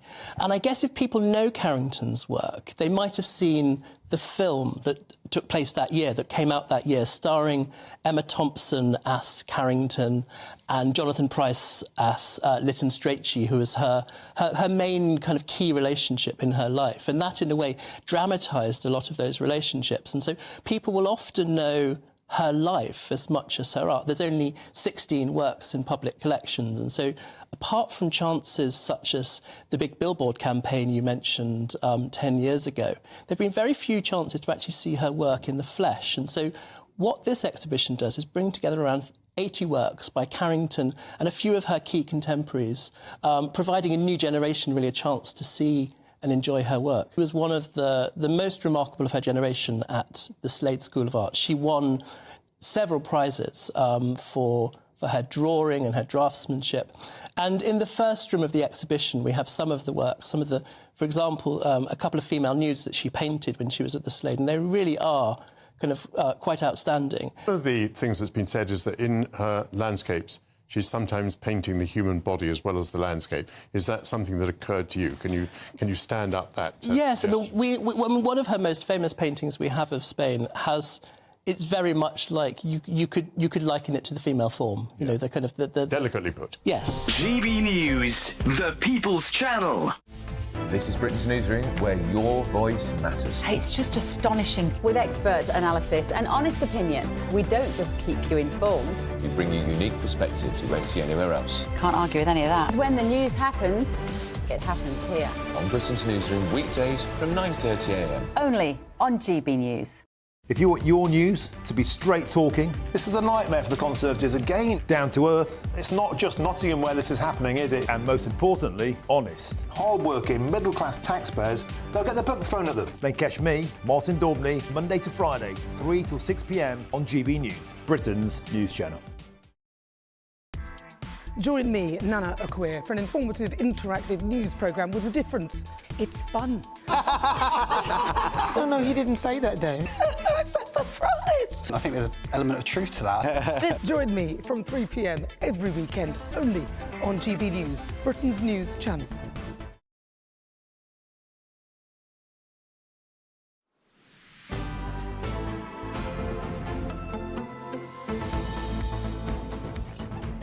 Merry Christmas, Britain. It's 23 minutes past 1. I was just listening to Tom tell me all about the House majority over in the United States. We were discussing whether Donald Trump is actually going to be good for the United States or not. Well, apparently it's very complicated. Well, not many people realise that actually the Republicans lost seats in the House at the election, even though they won the Senate, won the presidency.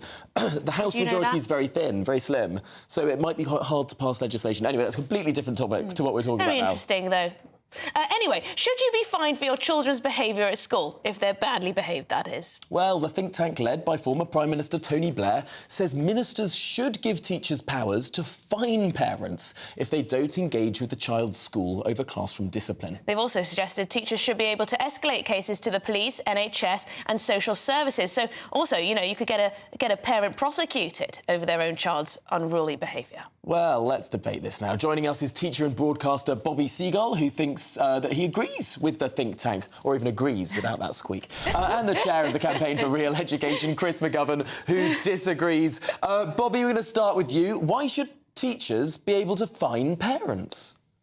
So I think there's a clear correlation between better standards of behaviour in the classroom and ultimately exam results, for example, GCSEs, because pupils, ultimately, they struggle to learn if they're not in a safe environment. And I think the rationale behind this is that when teachers, us educators, we are worried and have concerns about a young person's behaviour, we often try to engage with parents or guardians. But when parents and guardians refuse to engage, ultimately it's a safeguarding issue because it shows that the parents aren't taking their responsibility seriously. And what I'll say is that there is the status quo for this. We know that schools do fine parents that refuse to send their children into school. So it's not completely out of the sort of ballpark idea. And ultimately this will mean that children will feel safer in the school environment.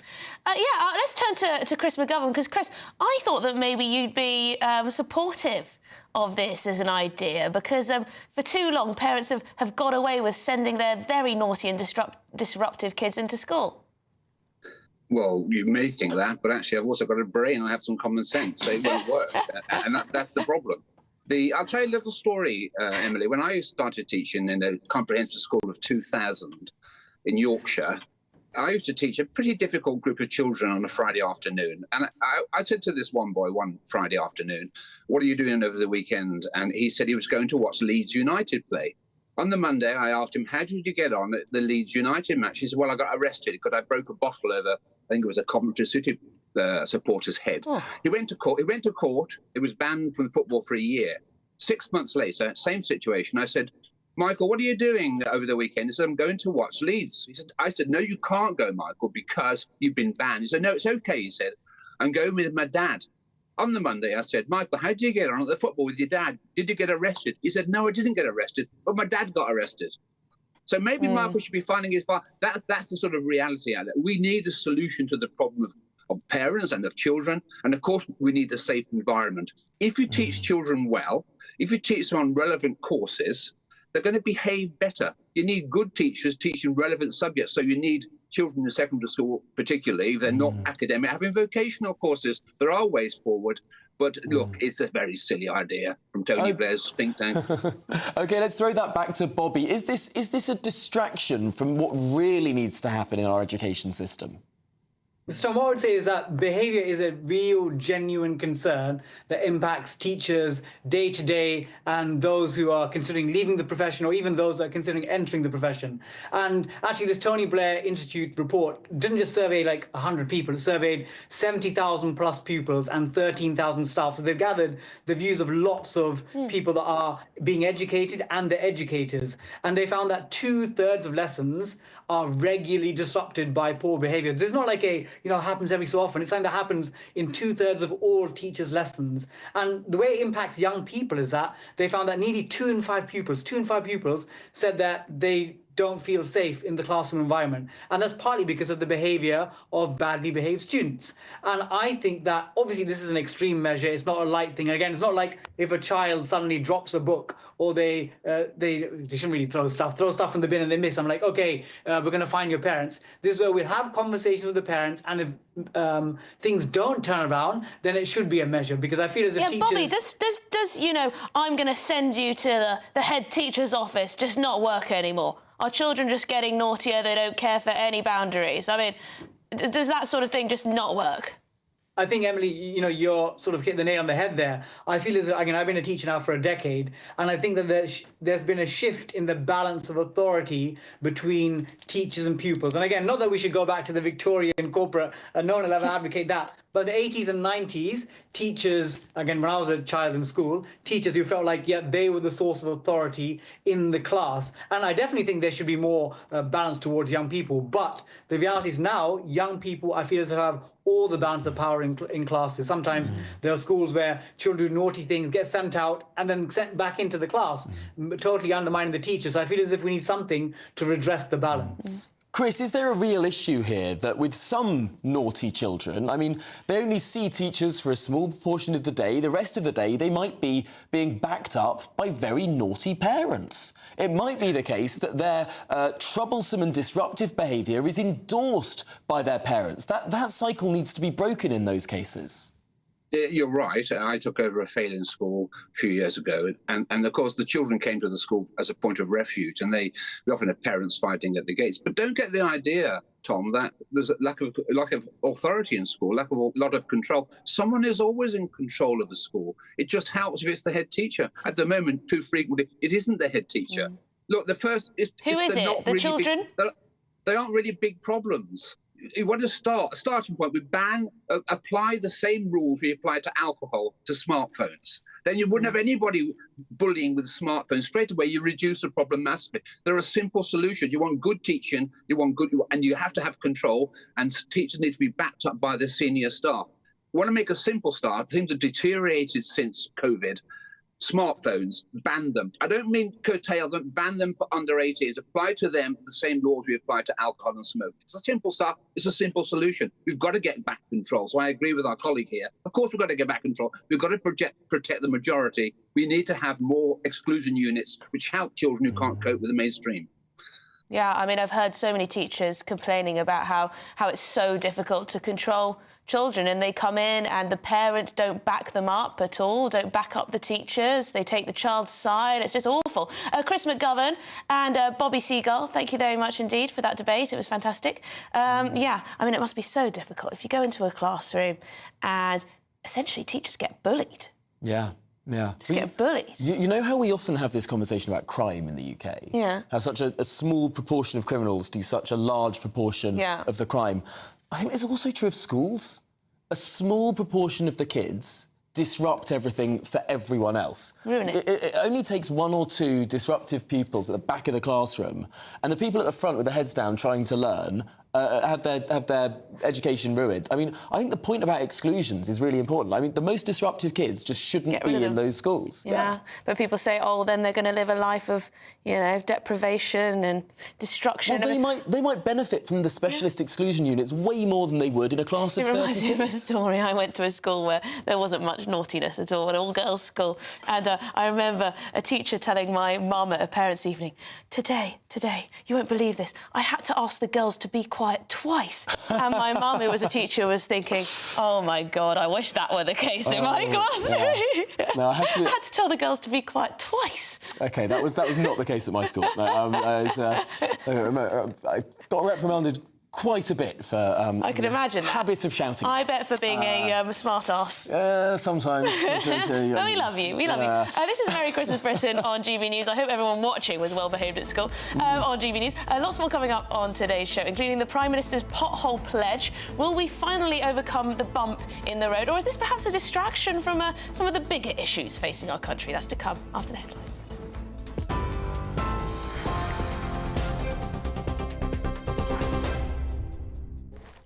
Good afternoon. The top stories this hour. Lord Mandelson is expected to be named as the UK's next ambassador to the US.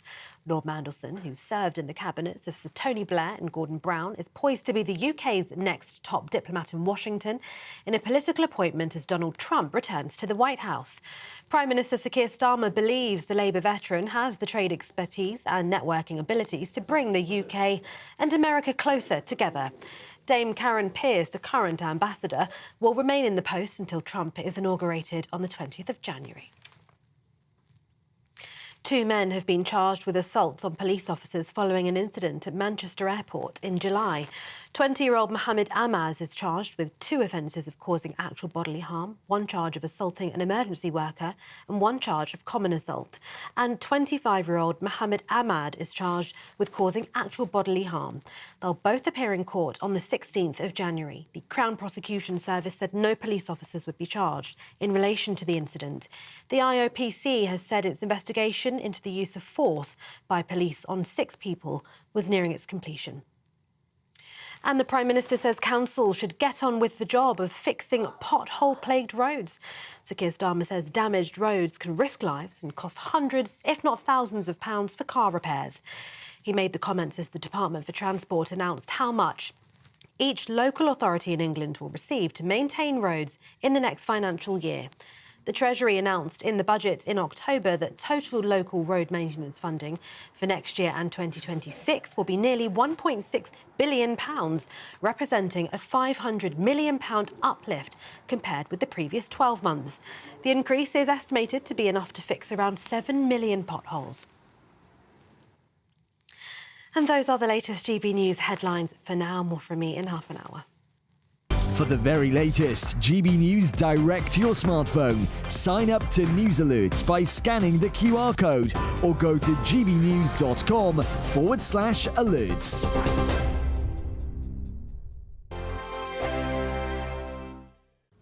Hi there and welcome to the latest update from the Met Office for GB News. If you've got travel plans over the next few days, it's worth staying in touch with the weather forecast because it is turning unsettled. Rain moving east today, turning increasingly blustery and increasingly mild as westerlies move in across the country. So for today, a cold front is sinking southeastwards. That's bringing a spell of persistent rain for northern and western England, as well as Wales. Some heavy bursts with that rain and gusty winds. Drier to the east of that, although increasingly cloudy with a few spots of rain by the end of the afternoon in East Anglia and the southeast. Showers replacing the rain for Scotland and Northern Ireland as we end the afternoon, and feeling fresher here, but milder to the south, 10 to 12 Celsius. A damp evening then as we go through Friday, and it's going to be particularly damp across the Midlands and southern England. But for Scotland and Northern Ireland, it's a case of clear spells and showers, with the wind tending to ease. So actually conditions improving for the north and west of the country during the evening rush, but it's damp across East Anglia and the southeast at 6 p.m. with some heavy bursts of rain along with blustery breeze. The rain does clear, and then a brief spell of fine weather overnight with some clear spells and lighter winds. However, it doesn't last long. Scotland, Northern Ireland, northern and western England, as well as Wales, turn increasingly unsettled once again by dawn on Saturday. As that rain and wind move in, it's going to be a mild start to the weekend, but an unsettled start. Initially, a band of rain crosses the country, a lot of cloud cover associated with that. Then, brighter skies, but also blustery showers replace it for the north and west, and it's going to turn increasingly windy. The strongest winds will be in the north, 50 to 60 miles an hour, especially the northwest of Scotland, with the risk of 75-mile-per-hour wind gusts.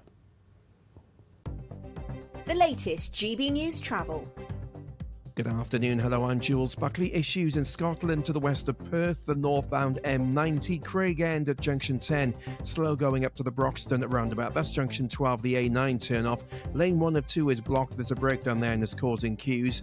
M62 westbound, Castleford to Rothwell. So that's junction 31 to 30 in West Yorkshire. Vehicle there undergoing a tide change. Pretty slow past the scene. A lane closure in place. Now the clockwise M25, the traffic all being held just before Maple Cross at junction 17.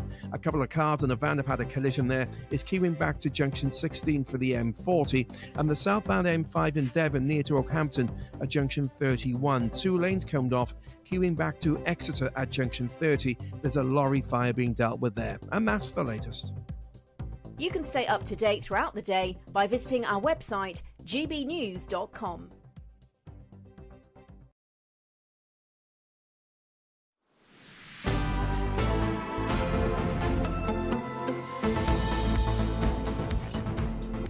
Merry Christmas, Britain. It's 38 minutes past 1. Now, the Prime Minister has pledged £1.6 billion, that's billion with a B, to help repair 7 million potholes across the UK. That's for spelling that out for us so nicely. Well, it's a big, big number. It is, and we do sometimes get confused between our billions and our millions. Never our trillions, though. Anyway, Sir Keir hopes the major boost will allow motorists to save on damage costs and enable quicker and safer journeys for drivers. Well, who better to speak to on this issue about potholes than Mr. Pothole himself, Mark Morrill. Mark, Mr. Pothole, thanks so much for joining us here on Good Afternoon Britain. Merry Christmas, Britain, as we're calling it this week.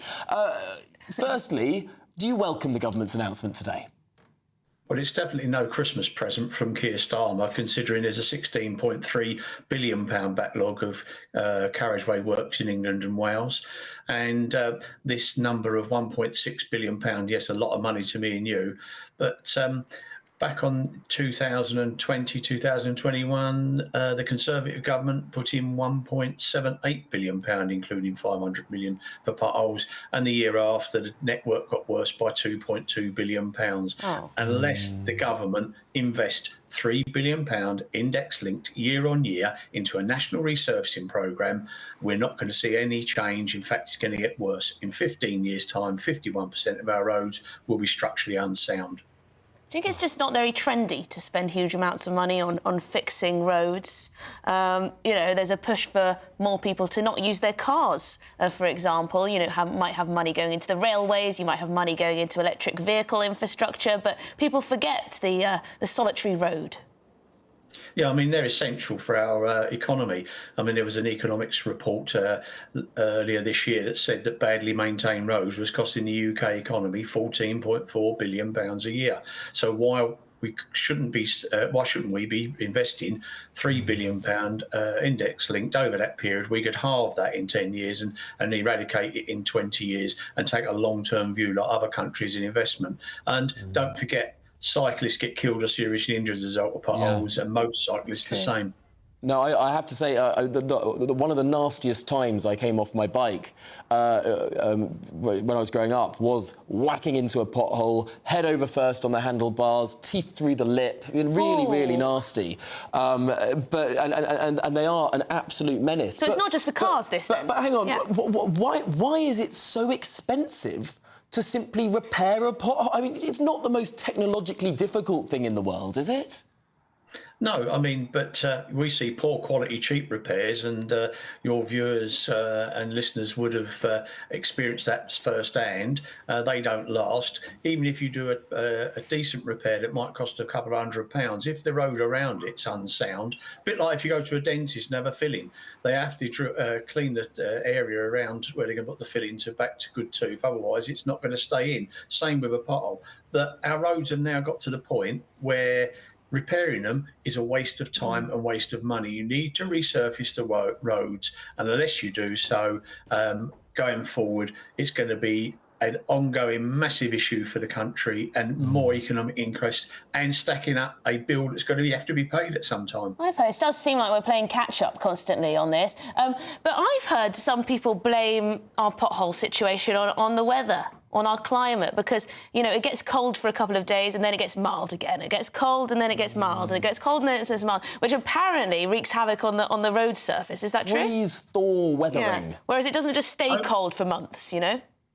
Only if the road's in poor condition in the first place. If it's in good condition, it doesn't affect it. Look at places like Scandinavia, where they get swings of dramatic temperatures, far more than we do. It's just an excuse again. Blame the weather, blame this, blame that. If you haven't got the cracks in the tarmac in the first place, the water can't penetrate in it. And, you know, sunlight breaks down the oil, so breaks down the tarmac, and an average wearing surface lasts about 20 years. Most of our roads are 70 years plus in terms of their age. It doesn't take a lot of working out of why the network's failing, and failing at an alarming rate. Now, Mark, for those that don't know you, Mr. Pothole, how did you become Mr. Pothole? Well, that was the media that called me that. I never called myself that. I started with a small Facebook group locally because my daughter complained about a pothole on a road which was dangerous. I reported to the council, nothing happened, threatened them, and I ended up reporting it to the police because I could see someone having an incident there. Started a small Facebook group. Next thing, I've got hundreds of followers. Next thing, I'm doing documentaries on every breakfast show, set up National Pothole Day, and I've had £5 million of resurfacing work carried out. I've issued legal notices to authorities to get roads done, over 10,000 potholes repaired. My evidence is included in a Transport Select Committee inquiry. I think I've done everything I can to labour this point, but none of the politicians are listening. And they're very good when in opposition. As soon as they get in power, it goes very quiet and they can't deal with the problem. Sometimes life, takes you on these very interesting journeys. And now every time we think of potholes, every time we're discussing this, we think of you first. Yes, who do we need to get on? Mr. Pothole. But thank you so much, Mark, for coming on and talking us through this issue. It's clear that the government have a huge, huge job on their hands. Thanks for joining us. It's not good enough, is it, really, that we've just got all of these rubbish roads? Rubbish roads. Rubbish roads. Anyway, if you're in search of some winter sun, perhaps I am, here is the forecast for some of the top European holiday destinations.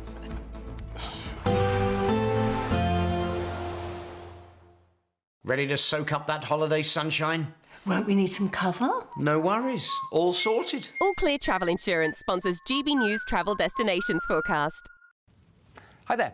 If you're heading off looking for the sun ahead of Christmas, it's largely fine in Spain but unsettled in Greece, whilst the winds feature highly on Saturday in the Canary Islands with some showers moving through here. Some wet weather for Gibraltar, but for much of Spain, Balearics in particular, lighter winds and some sunshine. A breeze blowing through Italy and into Greece with some heavy rain here, and it stays showery in Greece throughout the weekend and into next week.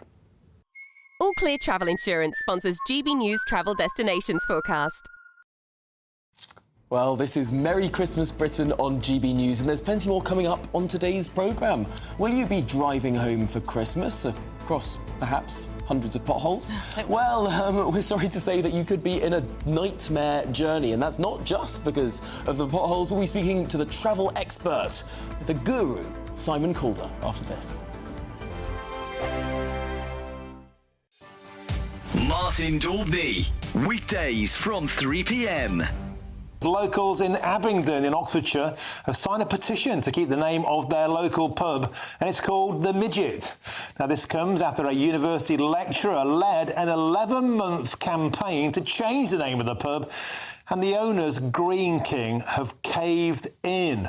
But locals are fighting back, and GB News spoke to one resident, Leanne Thompson, for her thoughts earlier today. I'm not feeling great about it, to be honest. You know, it's a pub that's been here for a very long time. It's called The Midget after a MG car, and they're changing it to the Roaring Range Rock, which a lot of people are not happy about. We know why they're changing it, but a lady apparently came in who was very upset at the offensive term for the name midget. But nobody here sees it as an offensive term. You don't see the midget and feel any kind of offence towards that. It's named after a car. If she was to actually come, she might actually know more about it, but apparently she's not even been into the pub. She's just heard about it and broadcasted on social media that she wanted the name changed because it's offensive, which as locals don't feel that way. It's the midget. It will always be the midget. And if you look, it's even still on Midget Close.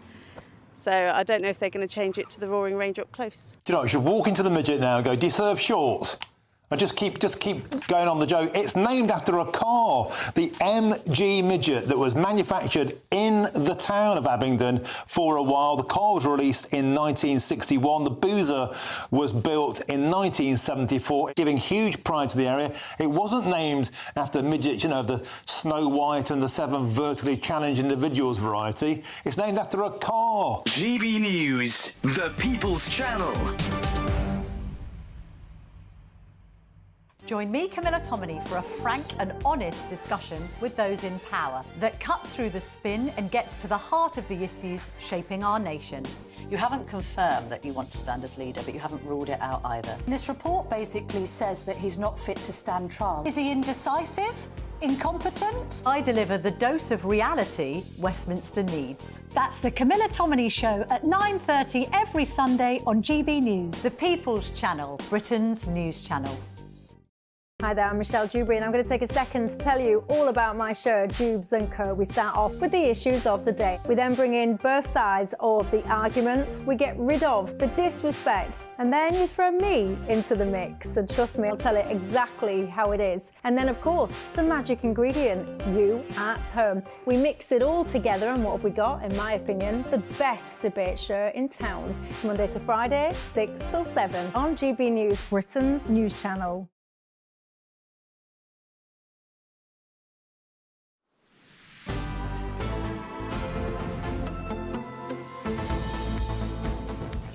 OK, Merry Christmas, Britain. It's 1:48. Are you driving home for Christmas, Tom?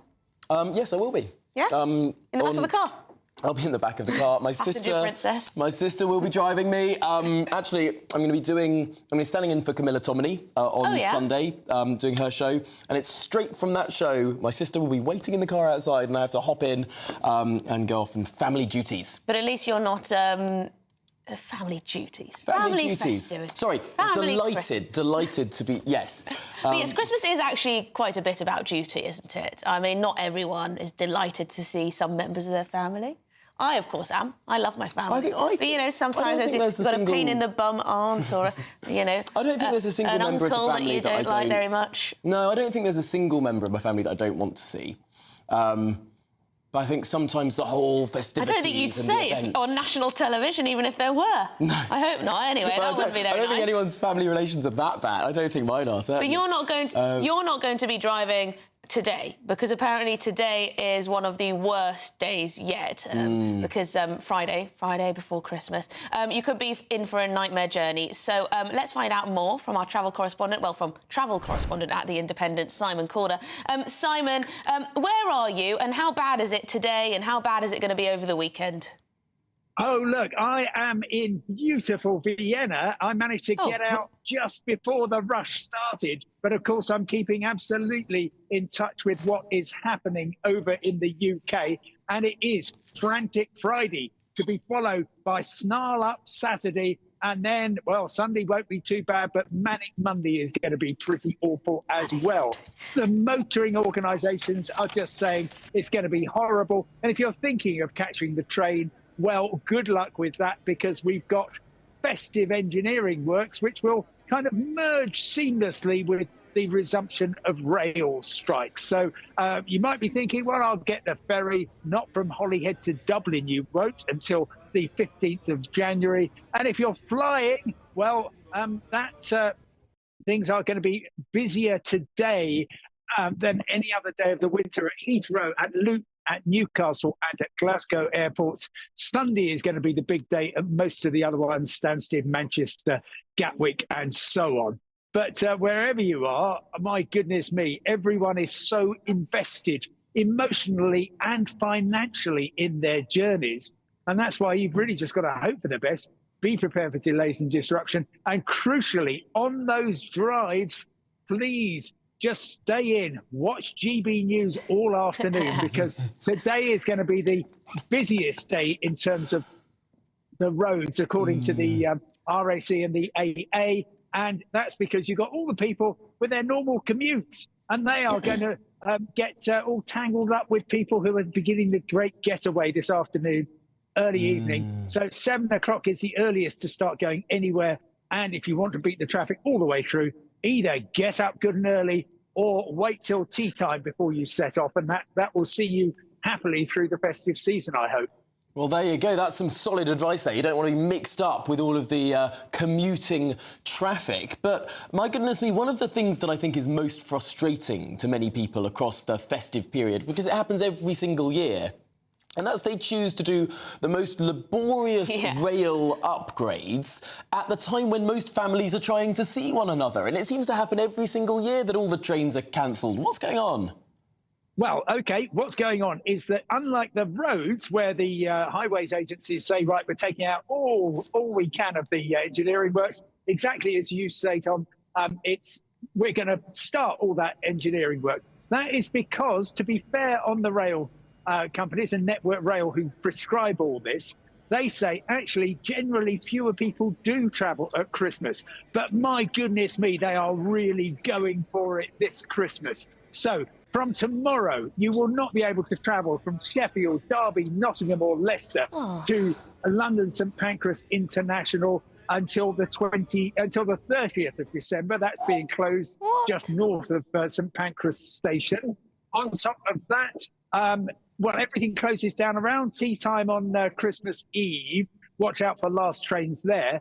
Then everything's closed on the railways on Christmas Day. A few services on Boxing Day. You're looking at the Gatwick line from London Victoria, Stansted Airport, there'll be trains going there. And then around Merseyside, lots going on there. But 27th of December, when you think, oh, thank goodness for that, everything's going to open up again. Well, no, it isn't. Not at Britain's two busiest railway stations. So London Liverpool Street, hub for Essex. Hub for, and quickly, Simon, what's the other one? We're running out of time. London Paddington. Paddington and Simon Corder, thank you very much for bringing us that from beautiful Vienna. Now, up next, we're going to be bringing you exclusive footage of an adult nature in which an Uber driver is caught watching what appears to be pornographic material whilst driving a passenger. Is not one to miss. That's after the weather.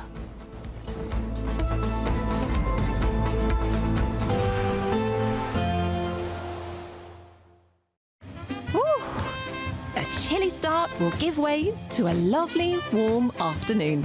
Boxed heat pumps, sponsors of weather on GB News. Hi there and welcome to the latest update from the Met Office for GB News. It's going to be an unsettled few days, and for the rest of today, with a lot of traffic on the roads, we do have some rain to watch out for. That's clearing southeastwards associated with this cold front. Then, briefly, a fine interlude overnight, but the next weather front is appearing and it's going to turn increasingly windy by the start of Saturday. So a damp rush hour for the southeast corner. That does clear, though, with some dry and clear weather overnight, for a time at least, before Scotland, Northern Ireland, Northern and Western England, as well as Wales, turn wet and windy by dawn. That, of course, will keep temperatures from falling too far, but it's going to be a soggy start to the day for Scotland, Northern Ireland, Northern and Western England, as well as Wales. Gusty winds increasing in strength during Saturday as showers replace the rain during the morning, and that wind continues to ramp up into the afternoon. We're talking about 50 to 60 mile-per-hour wind gusts for the northern half of the UK, particularly over hills and coasts, and the risk for northwest Scotland of 75 mile-per-hour wind gusts later in the morning and early afternoon. For the southern half of the UK, it's going to be blustery with outbreaks of rain across much of England and Wales, but brighter skies do eventually turn up into the afternoon with quite frequent showers. That is apart from the south coast where it stays damp throughout. It's mild in the south, but it's much colder further north as the winds change direction and bring the threat of some wintry showers as we start off Saturday night across Scotland, Northern Ireland, and those showers will be falling as snow above 100 or 200 metres or so. The start of Sunday also sees some wintry showers, but later in the day it's rain showers and it stays blustery, feeling cold on Sunday, milder by Christmas. A nice bright morning will generate a lovely warm day, right through to the evening. Boxed Solar, sponsors of weather on GB News. It's the biggest, greatest Great British giveaway so far, with your chance to win a spectacular £50,000 in tax-free cash. 2025 could be amazing, with plenty of treats, holidays and fun on the horizon. How would you enjoy that cash? £50,000 will make someone our biggest ever winner. For another chance to win, text cash to 63232. One entry costs £2 plus one standard network rate message, or text bonus to 63232. 5 entries cost £5 plus one standard network rate message. Go to gbnews.com/win. Entries start from just £2. You can call 0903 681 3232. Calls cost £2 plus your network access charge. Or post your name and number to GB10 PO Box 8690 Derby DE1 9TT. UK only. Entrance must be 18 or over. Lines close at 6 p.m. on the 31st of January. Please check the closing time if listening or watching on demand. Good luck. GB News Breakfast. every day from 6 a.m. What do you think? Morning. I think we have failed young drivers as a society, and we need to train them better and train them earlier. I think that the idea of stopping them carrying passengers for 6 months is a good idea because you've got peer pressure within a car. So yes, but I think graduated licenses are really difficult. You've got what we call the 3 E's, which is education, educating kids to drive earlier, and engineering, which is making roads better and safer, and then comes enforcement at the end of it. So I think we're failing in these two first ones, the education and the enforcement. I put my kids, all 3 of them, through a thing called Young Driver, which allows under 17s to drive on private land with ADI instructors and learn the craft of driving and all the below the dashboard stuff and hazard awareness long before they try and do this very compressed period of time to learn about driving. I think we're failing them. So I want to see it in schools, and I want to see them being taught much, much earlier. Nobody's actually pointing the finger of blame, I think, at the young driver, but maybe young drivers don't understand how different it is. You feel you can drive, you've passed your test, and then a load of your friends get in the back, and suddenly the mood is different, the pressure on you as a driver is very different, showing off, just larking around and having a great time. Aisha, how do you feel about the fact that clearly young drivers do need to be protected almost from themselves, don't they? Well, I do agree with some of what Quentin has just said, especially about starting early and especially about getting young people used to the dangers of being on the road. GB News, the People's Channel.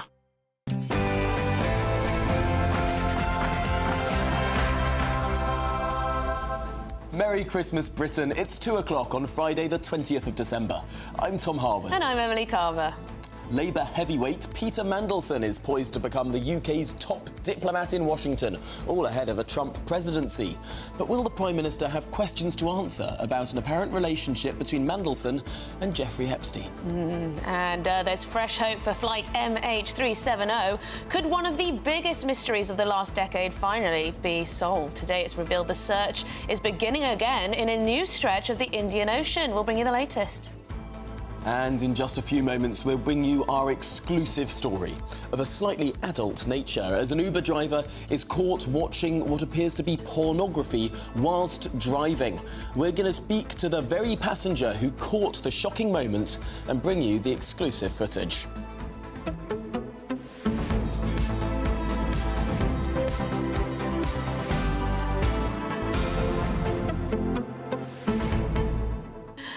Right, OK, so yes, the government wants us to be talking about potholes, but there's lots of other things on the agenda too. Do you think the whole pothole announcement right before Christmas is intended to distract from perhaps the bigger issues like pensioners and waspy women and the economy flatlining and all of that? There is no doubt that Manic Friday, or whatever it's called, Black Eye Friday, apparently, according to one of our viewers. Not very nice, is it? No, but this day of travel chaos.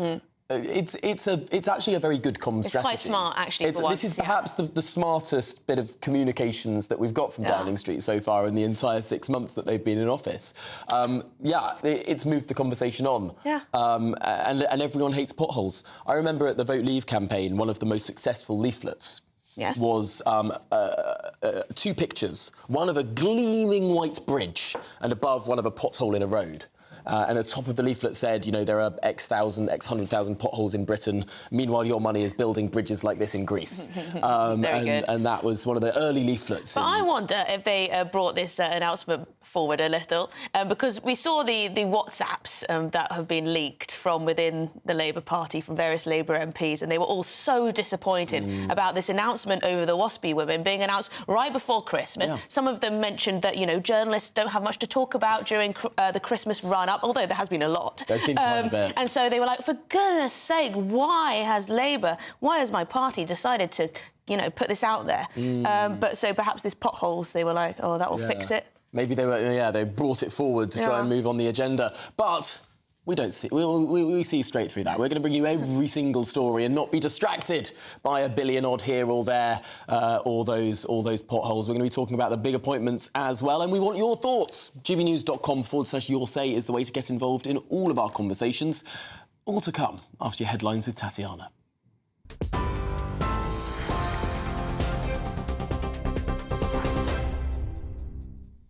Tom, thank you very much and good afternoon. The top stories. Lord Mandelson is expected to be named as the UK's next ambassador to the US.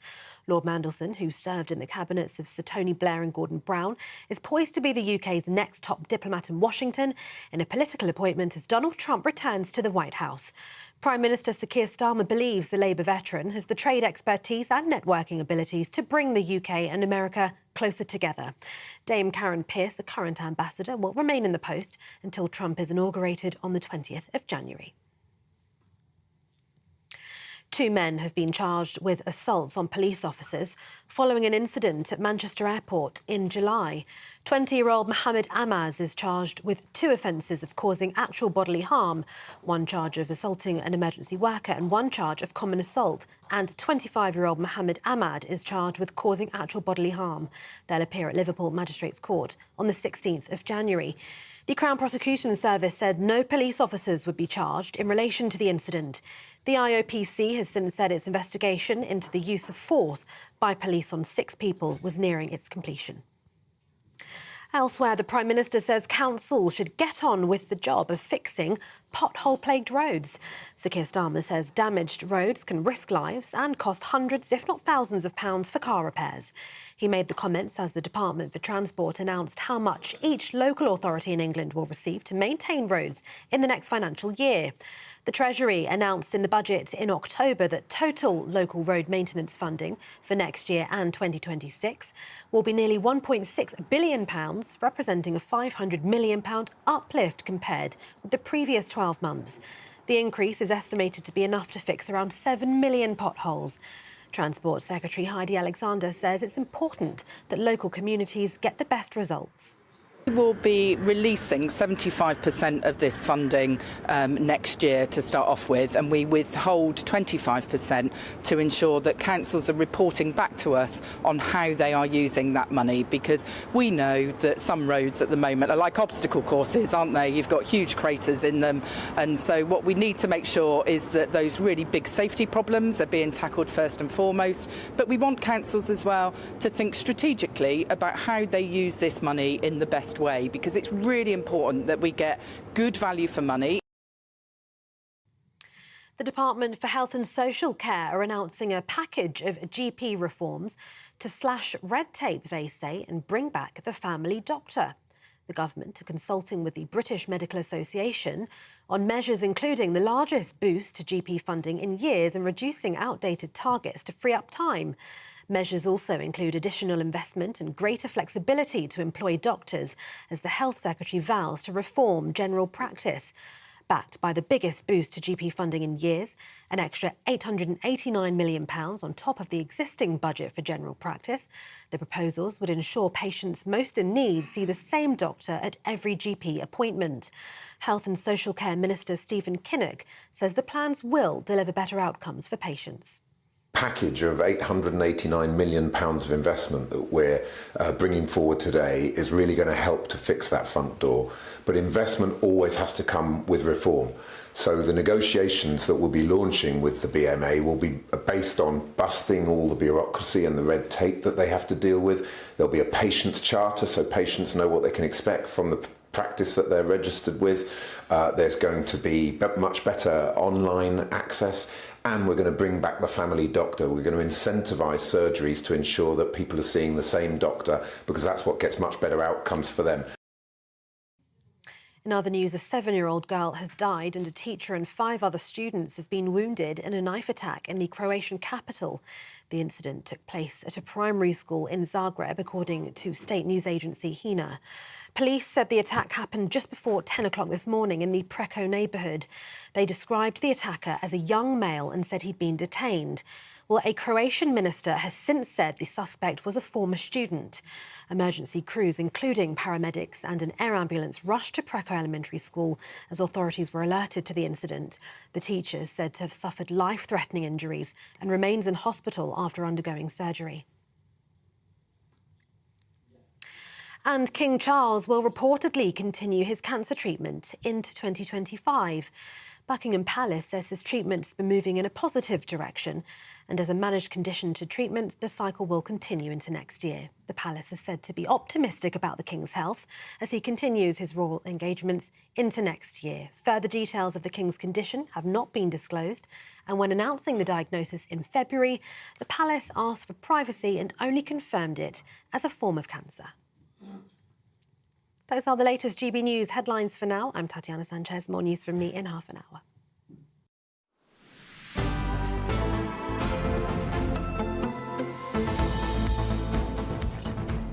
Good afternoon, Britain. It's 8 minutes past 2. Now, the man once dubbed the Prince of Darkness is coming out of the shadows. Yes, he is. Lord Mandelson, Peter Mandelson, is set to be appointed as the next UK ambassador to the United States after Donald Trump's inauguration on January the 20th. Well, his appointment comes despite the Labour grandee once calling Donald Trump a bully and attacking much of his agenda. Yes, well, questions are also being asked about what's been described as a particularly close relationship between Lord Mandelson and the late paedophile Jeffrey Epstein. Well, to tell us more about all of this is GB News political editor Christopher Hope. Christopher, interesting that this is a political appointment rather than someone from the diplomatic services. And that's why I think it's a good idea, because you've got somebody here who can connect with the ultimate politician, Donald Trump, who is political to his fingertips. Peter Mandelson knows where power goes. He moves towards power. That's why we got quite close to the Tory government in the past 14 years. I mean, and his background is one of being in the cabinet twice with Tony Blair. Then came back with Gordon Brown. He was an EU trade commissioner as well. He knows about big trading blocks, tariff regulation, all that kind of thing. He's close to Morgan McSweeney, who's the PM's most important man you never heard of, but he's the chief of staff for Sir Keir Starmer. McSweeney went to America, met with Team Trump and Jonathan Powell, the National Security Advisor, back in December the 3rd. Then a phone call, crucially, on Wednesday night, which sealed the deal for the announcement today. I think this is a good move. I know he's got some history with people in this country, maybe from the right of politics, but I think if you look at who it could have been, he's the best result, I think. I mean, Keir Starmer's been asked to comment on Peter Mandelson's relationship with Jeffrey Epstein in the past in January, and I believe we have a little clip of that. He did a report this summer on a JP Morgan report which suggested that Peter Mandelson had stayed at the New York townhouse of Jeffrey Epstein in 2009 when he was de facto deputy prime minister, and while the financier was imprisoned for soliciting prostitution from a minor. Do you think that Lord Mandelson, who is of course a close political ally of yours, has some questions to answer? On Peter Mandelson, look, and I do try to give pretty full answers in these sessions, I don't know any more than you do, and therefore there's not really much I can add to what you already know, I'm afraid, and you know, that's simply the state of the affairs. Yeah, really interesting. Yeah, these questions won't go away. I think Mandelson's got to answer questions about his past and his relationships with other people. Of course, Jeffrey Epstein apparently being one. I think he's parking his money, his wealth, into a blind trust. That's correct. He's entering the civil service. We think he'll be a civil servant. Jonathan Powell, of course, is a special advisor, which I find interesting. I think the top NSA is now a political National person. Security Advisor. Yes, not being a civil servant. So that could be an issue going forward if there's political pressure to do something. Anyway, I'm really raising that issue as an idea. This is an interesting point, though, because around Keir Starmer, we've got deeply political people. Some might say Keir Starmer is not that much of a political person himself. He hasn't had a deeply political background, and yet Morgan McSweeney, his chief of staff, deeply political. Jonathan Powell, who's latterly been negotiating away the Chagos Islands and now is the National Security Advisor. A better deal to Britain, you might argue, on the Chagos Islands. He might say that. Others might say surrendering sovereignty and setting the sun on the British Empire. But each can have their own view. And of course Peter Mandelson as well. Do you think this is perhaps the Prime Minister thinking, my goodness me, I've had such a weak first 6 months. I need to get some of the political pros around me?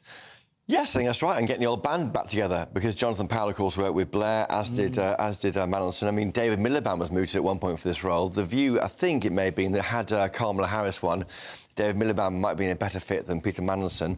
But, yeah, I mean, there's history with Mandelson. The comments being reported today that he's made about Donald Trump are not great. Mandelson described Trump, apparently, as a danger to the world, little short of a white nationalist. Again, to defend him, he wasn't to know he would be back in any role in government. I mean, he was off to the Wiltshire to be a farmer or a role in academia. But this role, yes, but this role wasn't meant to happen. I mean, David Lammy and others are different. They are MPs who want to be in the cabinet. I think they have more to answer than I would forgive Mandelson. Do you think Peter Mandelson really was ever going to go off and be a farmer? No. I know him pretty well, and I think no. You think absolutely not? It wouldn't have suited him at all. OK, well, Christopher, thank you. Oh, just a quick one. We don't know yet about these Labour peers. I'm so sorry to keep you hanging on. We are waiting, and it's out of my hands. And You're not in charge of I'm not in charge. We are expecting 30 peers for Labour to be announced today, maybe 6 to 10 Tories, a few Lib Dems. Names in a frame who will be not political ones, but who could be appointed also include Sue Gray, former Chief of Staff, who was predecessor to Morgan McSweeney, Simon Case, the outgoing Cabinet Secretary. So a big list there. It'll be controversial because this government wants to get rid of around 80 or so hereditary peers, and they're appointing a lot more, nearly half that number already. Well, and Sue Gray, who said no to the newly created job, didn't she? Pretend job. The pretend job. Then all collapsed. Well, Christopher Hope, thank you so much for talking us through all of that. We'll keep our eyes peeled, of course, for when the King finally signs off that list. Right, OK, so to something completely different. An Uber driver has been caught appearing to watch pornographic material on his phone while driving a passenger in London. GB News can exclusively reveal. Well, the shocking incident took place earlier this month on a trip booked through the popular ride-sharing app. So let's take a look at this shocking footage, secretly filmed by the passenger in question. OK, well, as you can see, the driver is appearing, we've had to obviously blur out the material, but is watching pornography on his phone attached to the dashboard of the car, clearly, as you can see, visible to the passenger as he was being driven to his destination. Well, nice, isn't it? It's a really shocking thing to imagine, but we don't have to imagine it because the passenger in the back of that car is with us here. A friend of the show, Elliot Keck. Welcome to the studio, Elliot. Firstly, how did you feel in the back of that car? Yeah, I was genuinely really quite shocking when I first sat down inside the vehicle. You know, I'd been out at a Christmas drinks event. It was quite late and public transport options weren't great at that point, so I decided to treat myself to an Uber ride home. And I sort of just get in and sit down, and right there in front of me is, you know, some very sexually explicit content, which my initial reaction was, you know, he's left that on by accident, he's going to realise and be embarrassed very quickly. But it actually took him quite a significant amount of time to turn it off. And it was actually quite, you know, deep into the drive when he actually turned it off. So he was actually driving, using his vehicle while he was, you know, undoubtedly distracted by some sexually explicit content. I mean, that's pretty grim, pretty disgusting. You know, you order a taxi via this Uber app. That's not what you expect to see when you enter, and particularly for it to be left on while driving. Yeah, I think it, you know, frankly, it's pretty unacceptable to have pornography on your phone in a car at any point. You know, even if I think you're at a stop out in public, people could walk past, but to have it on while you've got a passenger, not just a passenger, but a customer, and of course a stranger to you in the back of your vehicle, I think is appalling. Obviously, it does make a difference that I'm a man and not a woman. I think if I'm a woman in that situation, I think I would, you know, I can imagine I'd feel genuinely scared for my physical safety. I didn't feel scared for my physical safety, particularly because it was very clear that he was taking the correct route. You know, if there was any deviation, then I would have probably had some concern. But, you know, still very bizarre behaviour, slightly violating, not something I expected or wanted to see at that moment. So talk me through what happened. You get in the car, immediately the pornographic material is up there on the phone in the middle of the dashboard.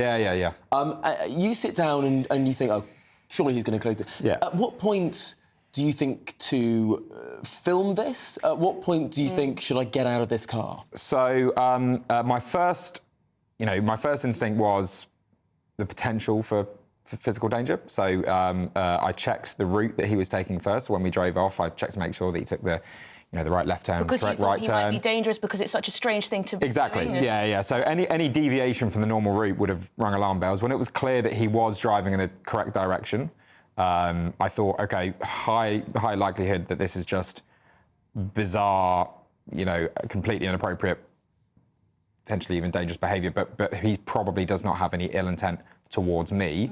When it became clear that he was going to continue driving with this, very distracting as well as sexually explicit material, that's when I realised, if I'm going to file a complaint, I want it to be taken with the utmost seriousness, and that requires evidence.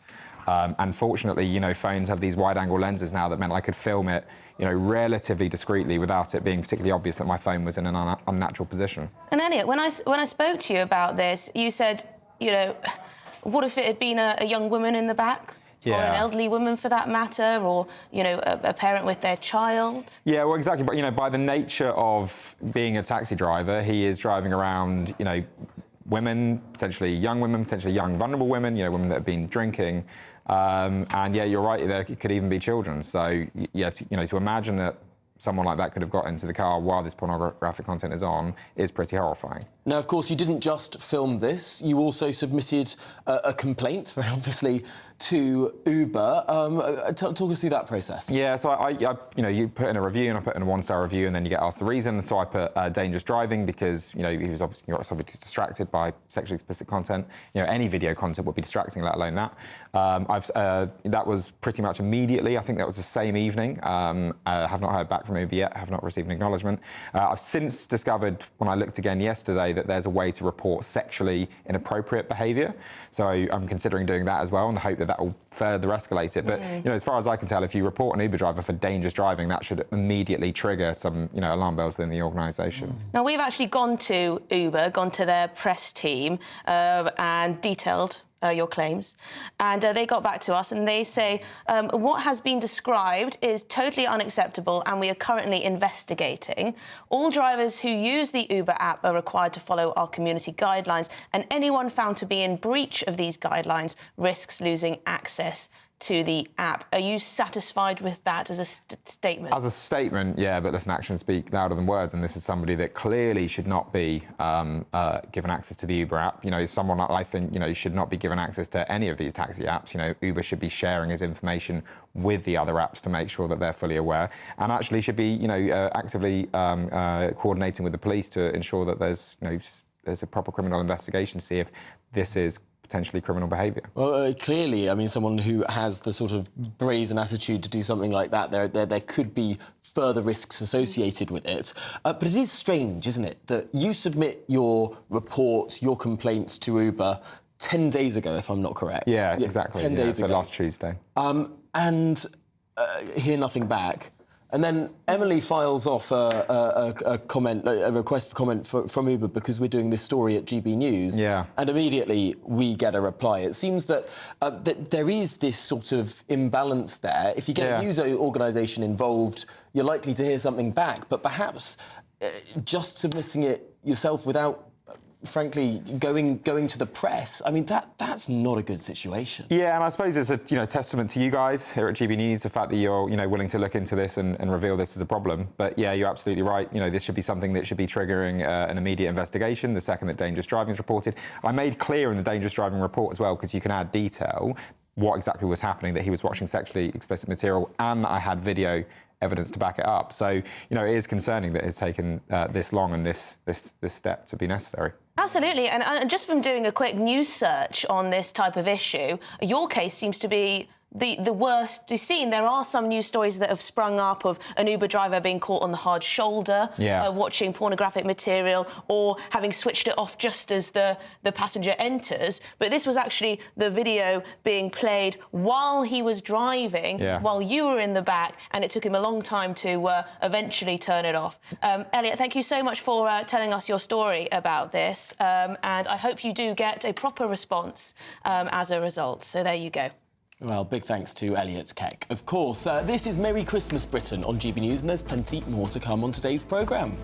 Yes, the World War II veteran Mervyn Kirsch is celebrating his 100th birthday today, and our national reporter Charlie Peters is there for the special day. Don't go anywhere.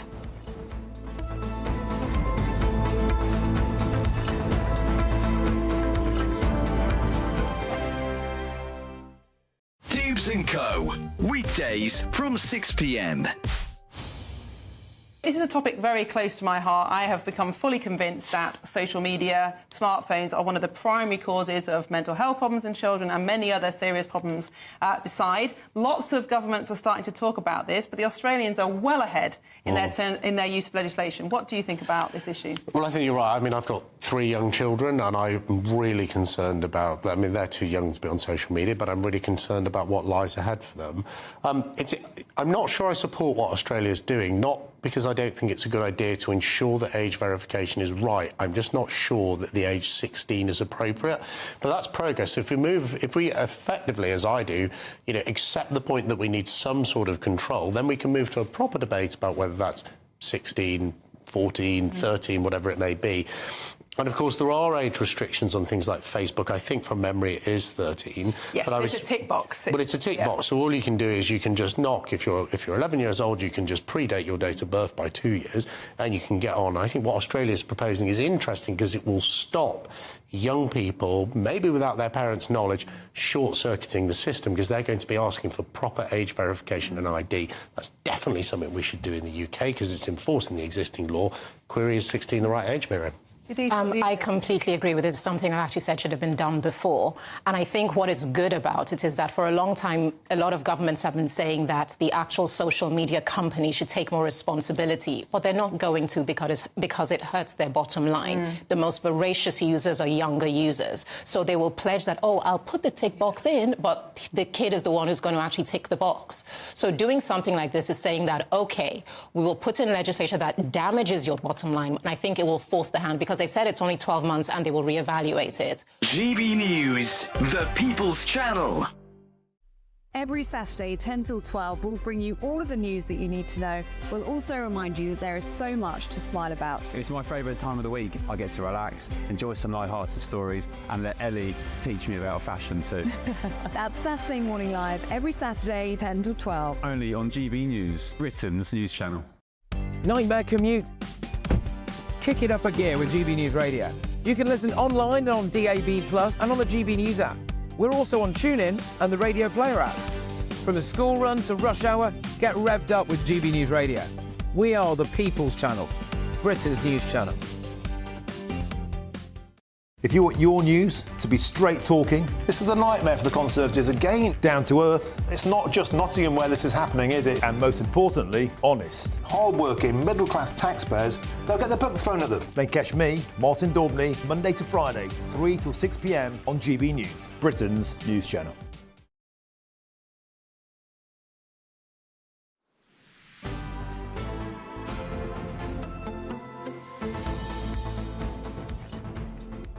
Merry Christmas, Britain. It's 25 minutes past 2.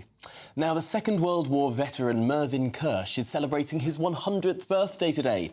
And to mark the occasion, a surprise party is being held in his honour by his friends and family at the Union Jack Club. Yes, and GB News national reporter Charlie Peters is there for us. Charlie, the celebrations are underway. Hi Tom, hi Emily, and welcome back to the Union Jack Club for this very special celebration of Mervyn Kirsch, or Private Kirsch, as he was 80 years ago on D-Day. He landed on Gold Beach on the 3rd day of that epic operation to liberate Europe, a member of the Royal Army Ordnance Corps. He returns to Normandy every year with his family, and he's met so many people in his travels as one of those members of that golden generation, and so many of them are here today, including the grandson of Field Marshal Montgomery, Monty, the hero, general of the Second World War. He's also appeared at that occasion. But yes, it's a very international crowd here as well, Tom and Emily. We've got people from the Netherlands, from France, from Belgium as well, all here to celebrate Mervyn Kirsch on its 100th birthday today. It was a surprise as well. He didn't know that he was going to be celebrated in this way at the Union Jack Club today. Let me show you what it was like when he turned up.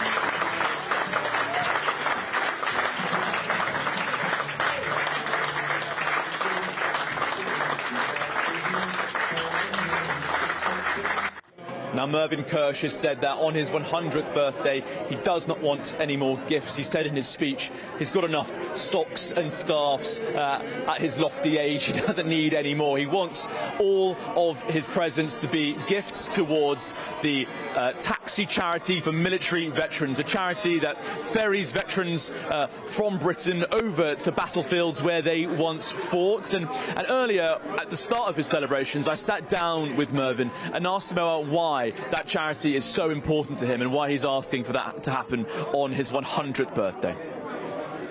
Taxi charity for military veterans, why does it mean so much to you, that charity?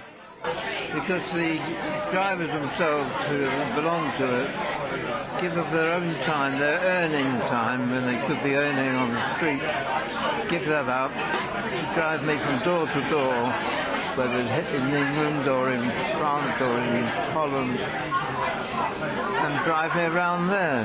And not only drive, but they help in every other way. I usually go with, well, do go with my daughter, but sometimes it needs a man as well, but even if it's only to carry a case, but they do everything that's needed. They're a marvellous bunch.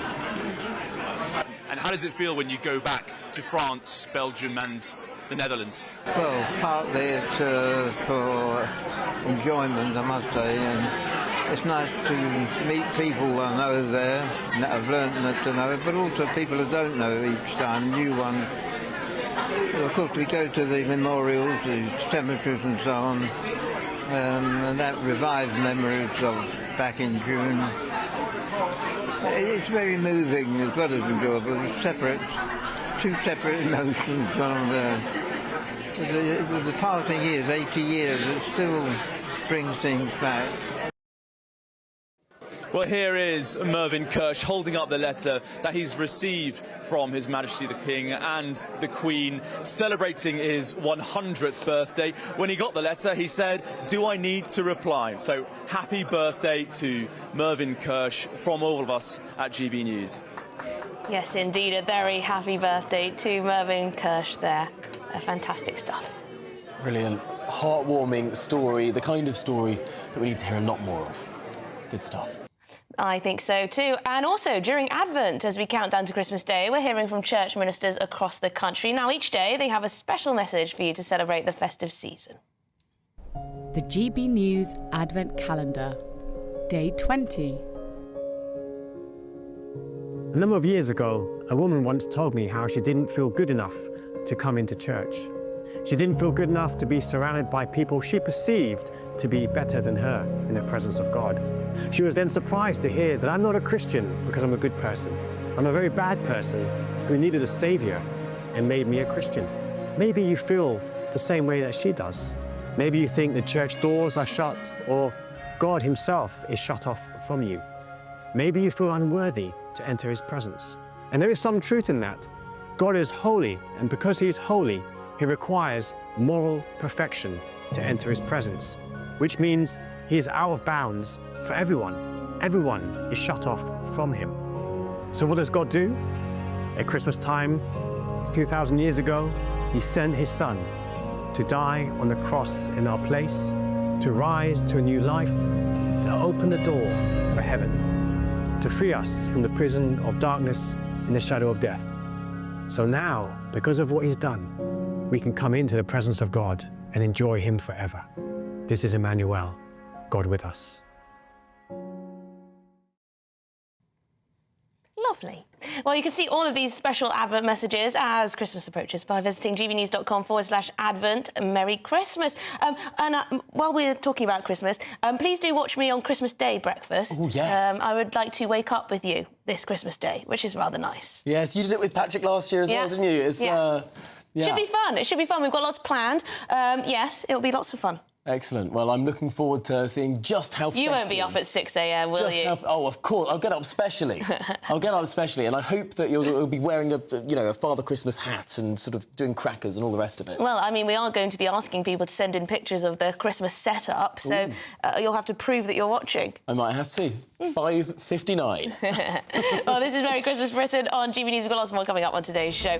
Is one of the greatest mysteries in the history of aviation on the brink of being solved? Yes, the Malaysian government has announced it will renew the search for flight MH370, the flight that disappeared over a decade ago. That's after your headlines.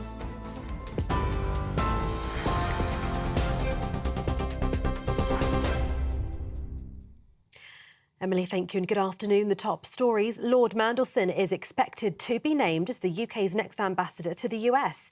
Lord Mandelson, who served in the cabinets of Sir Tony Blair and Gordon Brown, is poised to be the UK's next top diplomat in Washington in a political appointment as Donald Trump returns to the White House. Sir Keir Starmer believes the Labour veteran has the trade expertise and networking abilities to bring the UK and America closer together. Dame Karen Pierce, the current ambassador, will remain in the post until Donald Trump is inaugurated on the 20th of January. The two men charged with assaults on police officers after a disturbance at Manchester Airport in July have said they maintain their innocence and will vigorously contest the charges. 20-year-old Mohammed Amaz is charged with 2 offences of causing actual bodily harm, 1 charge of assaulting an emergency worker and 1 charge of common assault. And 25-year-old Mohammed Ahmad is charged with causing actual bodily harm. They'll appear in court on the 16th of January. The Crown Prosecution Service said no police officers would be charged in relation to the incident. The IOPC has said its investigation into the use of force by police on 6 people was nearing completion.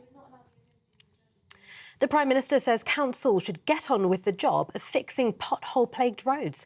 Sir Keir Starmer says damaged roads can risk lives and cost hundreds, if not thousands of pounds for car repairs.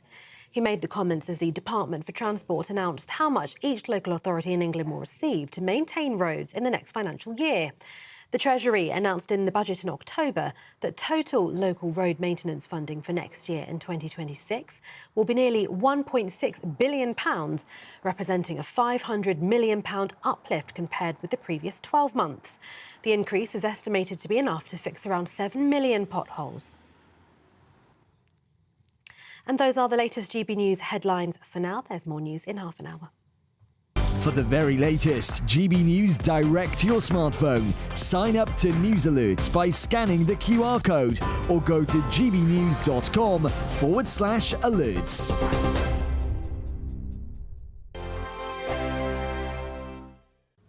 Hi there and welcome to the latest update from the Met Office for GB News. If you've got travel plans over the next few days, it's worth staying in touch with the weather forecast because it is turning unsettled. Rain moving east today, turning increasingly blustery and increasingly mild as westerlies move in across the country. So for today, a cold front is sinking southeastwards. That's bringing a spell of persistent rain for northern and western England, as well as Wales. Some heavy bursts with that rain and gusty winds. Drier to the east of that, although increasingly cloudy with a few spots of rain by the end of the afternoon in East Anglia and the southeast. Showers replacing the rain for Scotland and Northern Ireland as we end the afternoon, and feeling fresher here, but milder to the south, 10 to 12 Celsius. A damp evening then as we go through Friday, and it's going to be particularly damp across the Midlands and southern England. But for Scotland and Northern Ireland, it's a case of clear spells and showers, with the wind tending to ease. So actually conditions improving for the north and west of the country during the evening rush, but it's damp across East Anglia and the southeast at 6 p.m. with some heavy bursts of rain along with blustery breeze. The rain does clear, and then a brief spell of fine weather overnight with some clear spells and lighter winds. However, it doesn't last long. Scotland, Northern Ireland, Northern and Western England, as well as Wales, turn increasingly unsettled once again by dawn on Saturday. As that rain and wind move in, it's going to be a mild start to the weekend, but an unsettled start. Initially, a band of rain crosses the country, a lot of cloud cover associated with that. Then, brighter skies, but also blustery showers replace it for the north and west, and it's going to turn increasingly windy. The strongest winds will be in the north, 50 to 60 miles an hour, especially the northwest of Scotland, with the risk of 75 mile per hour wind gusts. the latest GB News travel. Good afternoon, I'm Jules Buckley. Perth and Kinross, the northbound M90 just before the Broxton roundabout. That's junction 12, lane 1 still coned off. There's a breakdown causing delays. The westbound M56, junction 6 towards Bowden at 7, slow going. A collision blocking a lane there. The clockwise M25 heading towards Maple Cross at 17, still seeing delays. Follows an earlier bump there, but all lanes are back open now. Eastbound A14 from 55, the Copdock interchange towards the Worsted interchange at 56. Now that's blocked. Long delays both sides. There's been a collision on the eastbound side. In London, the South Circular eastbound from Lee through towards the Cliftons roundabout closed off. Big queues at the scene of a collision. And 2 lanes shut in Devon. Southbound M5 very slow down towards Oakhampton at 31. There's a lorry fire. You can stay up to date throughout the day by visiting our website, gbnews.com.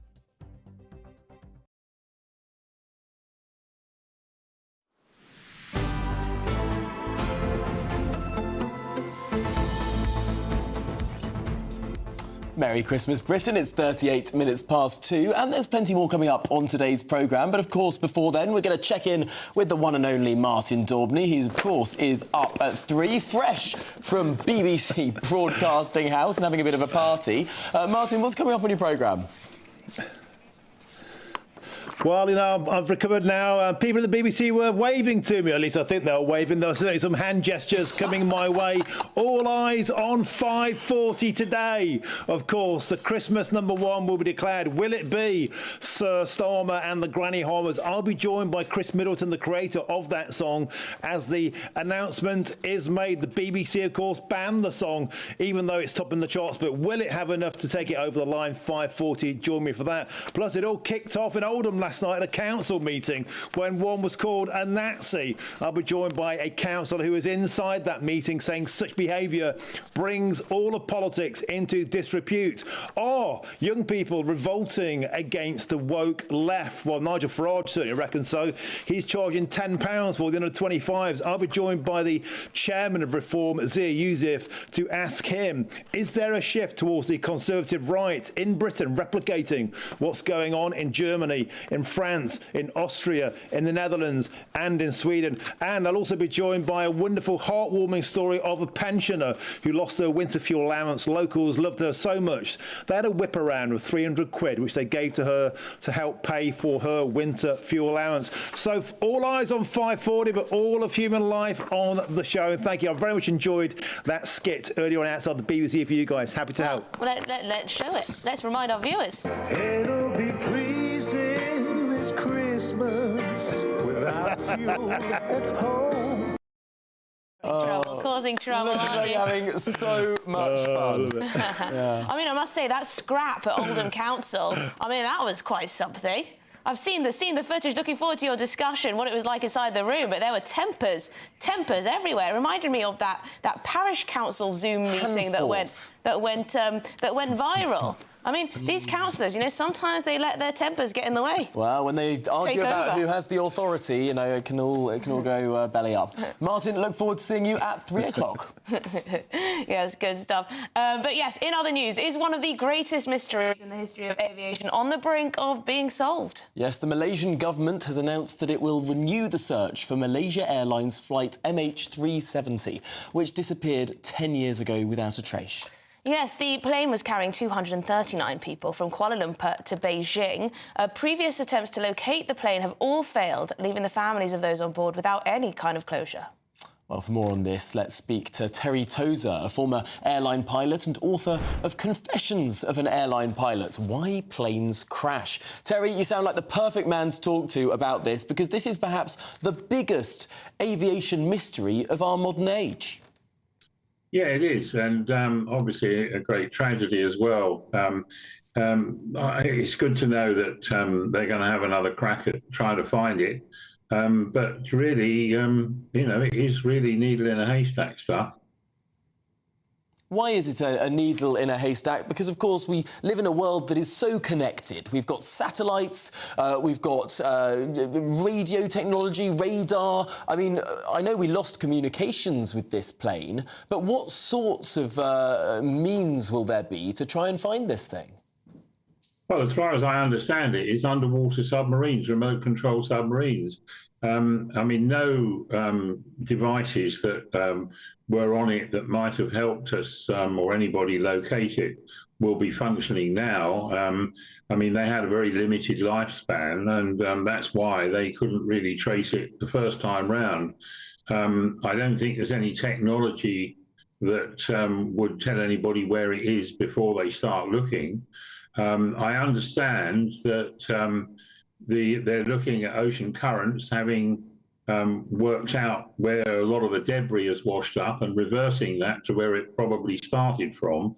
But it's still a vast area in very deep ocean. Yeah, and what's your thoughts when it comes to how on earth this happened? I mean, what we know, this flight was on its way from Kuala Lumpur to Beijing, and it did an about turn at one point. Any ideas? Well, I think there have been a multitude of theories, haven't there? I mean, it does seem most likely that this was a course correction or a change of course that was deliberately carried out. By whom, we don't know, and for what purpose, we don't know. I mean, there's been a lot of speculation about whether or not the captain decided on some spectacular suicide mission, but I mean, there's no proof. This is one reason, I suspect, why they're willing to have a crack at trying to find it again, because until some kind of evidence is available, it's nothing more than speculation. No, but of course, if this wreckage is found, they might find the flight recorder, the famous black box that every aeroplane has on board it. Tell us a little bit about what these black boxes are and what they can tell us. Well, there are two, in effect. There's the cockpit voice recorder, which records conversations on the flight deck. And then there's the flight data recorder, which is the thing most people refer to as the black box, although they're usually bright orange. And that records basically what systems are doing on the aircraft. So it will indicate how it was being flown, and it will tell any investigators, assuming it's still viable and possible to download the data, it will tell them what systems were being operated and who did what. And that would potentially reveal all. Terry Tozer, we'll have to leave it there. You're a former airline pilot and author of Confessions of an Airline Pilot, Why Planes Crash. Thank you very much indeed for your time. Now, if some of you are after some of this winter sun, getting away from the terrible weather here, here's some forecasts of your top new European holiday destinations.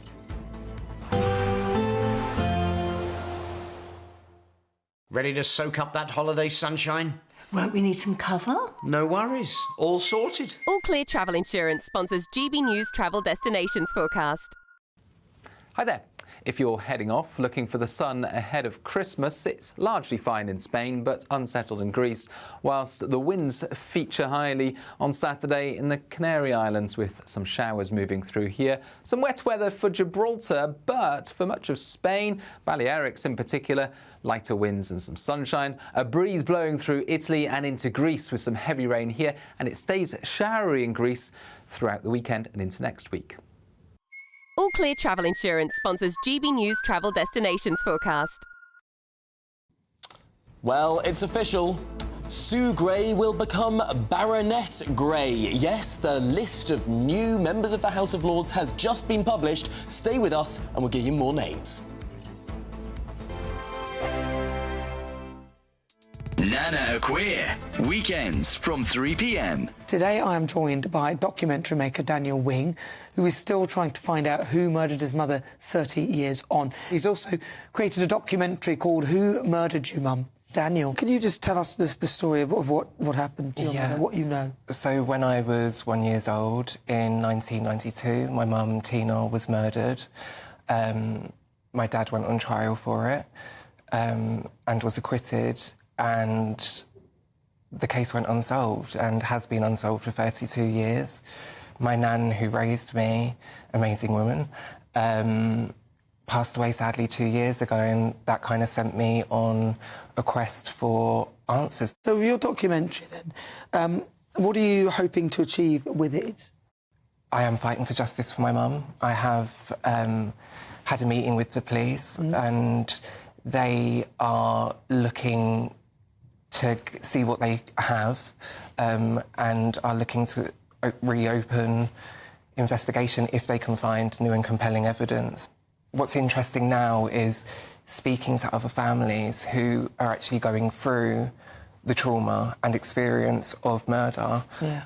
My mum didn't get the opportunity to be a mum. What would my life have been? I'm now 33 years old with no parents. And it's that kind of thing. It's a very, I guess, lonely journey in what I'm experiencing. That's why I wanted to make this film, because I hadn't had the opportunity to be able to grieve my mother and know who she was. And that was really what this journey was about. It was about finding out who she was and being able to grieve. Everyone had the opportunity, although terrible circumstances, to be able to go to the funeral and have that moment, and I never had that opportunity.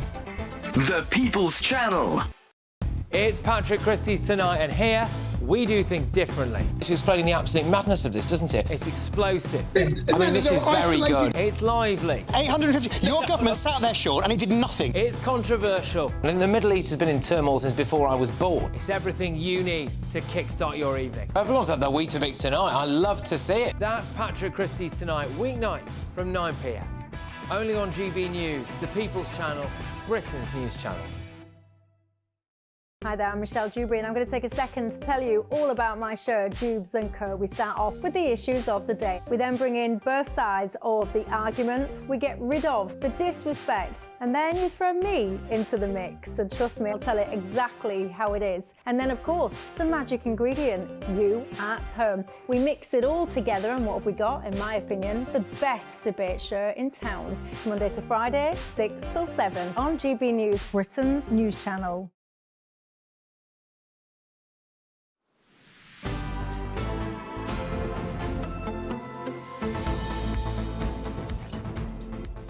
Merry Christmas, Britain. It's coming up to 10 to 3, and just in the last couple of minutes, the list of new members of the House of Lords has been published, with Sir Keir Starmer's former Chief of Staff, Sue Gray, amongst the names elevated. Yes, there are lots of noteworthy names. You can hardly contain your excitement during the break going through that list. Woohoo! Noteworthy names include former Health Secretary Therese Coffey and the President of the Free Speech Union, Toby Young. So who's in there to make an early Christmas? Well, this is an interesting one, aren't they? So these are two Conservative nominations. Toby Young, who's a great friend to GB News, often on a lot of the programmes here. He's done sterling work with the Free Speech Union. And, of course, Therese Coffey, who was the Deputy Prime Minister under Liz Truss. She stood down from the Commons at the last election. But some of the Labour appointments you might recognise. Luciana Berger, also a great friend to GB News, often on these panel discussion programmes. Thangam Debonair. Now, she lost her seat. She was one of the two Labour MPs to lose their seats at the general election. She has been appointed to the House of Lords. She was, of course, in the shadow cabinet until she lost her seats to one of those Gaza independents.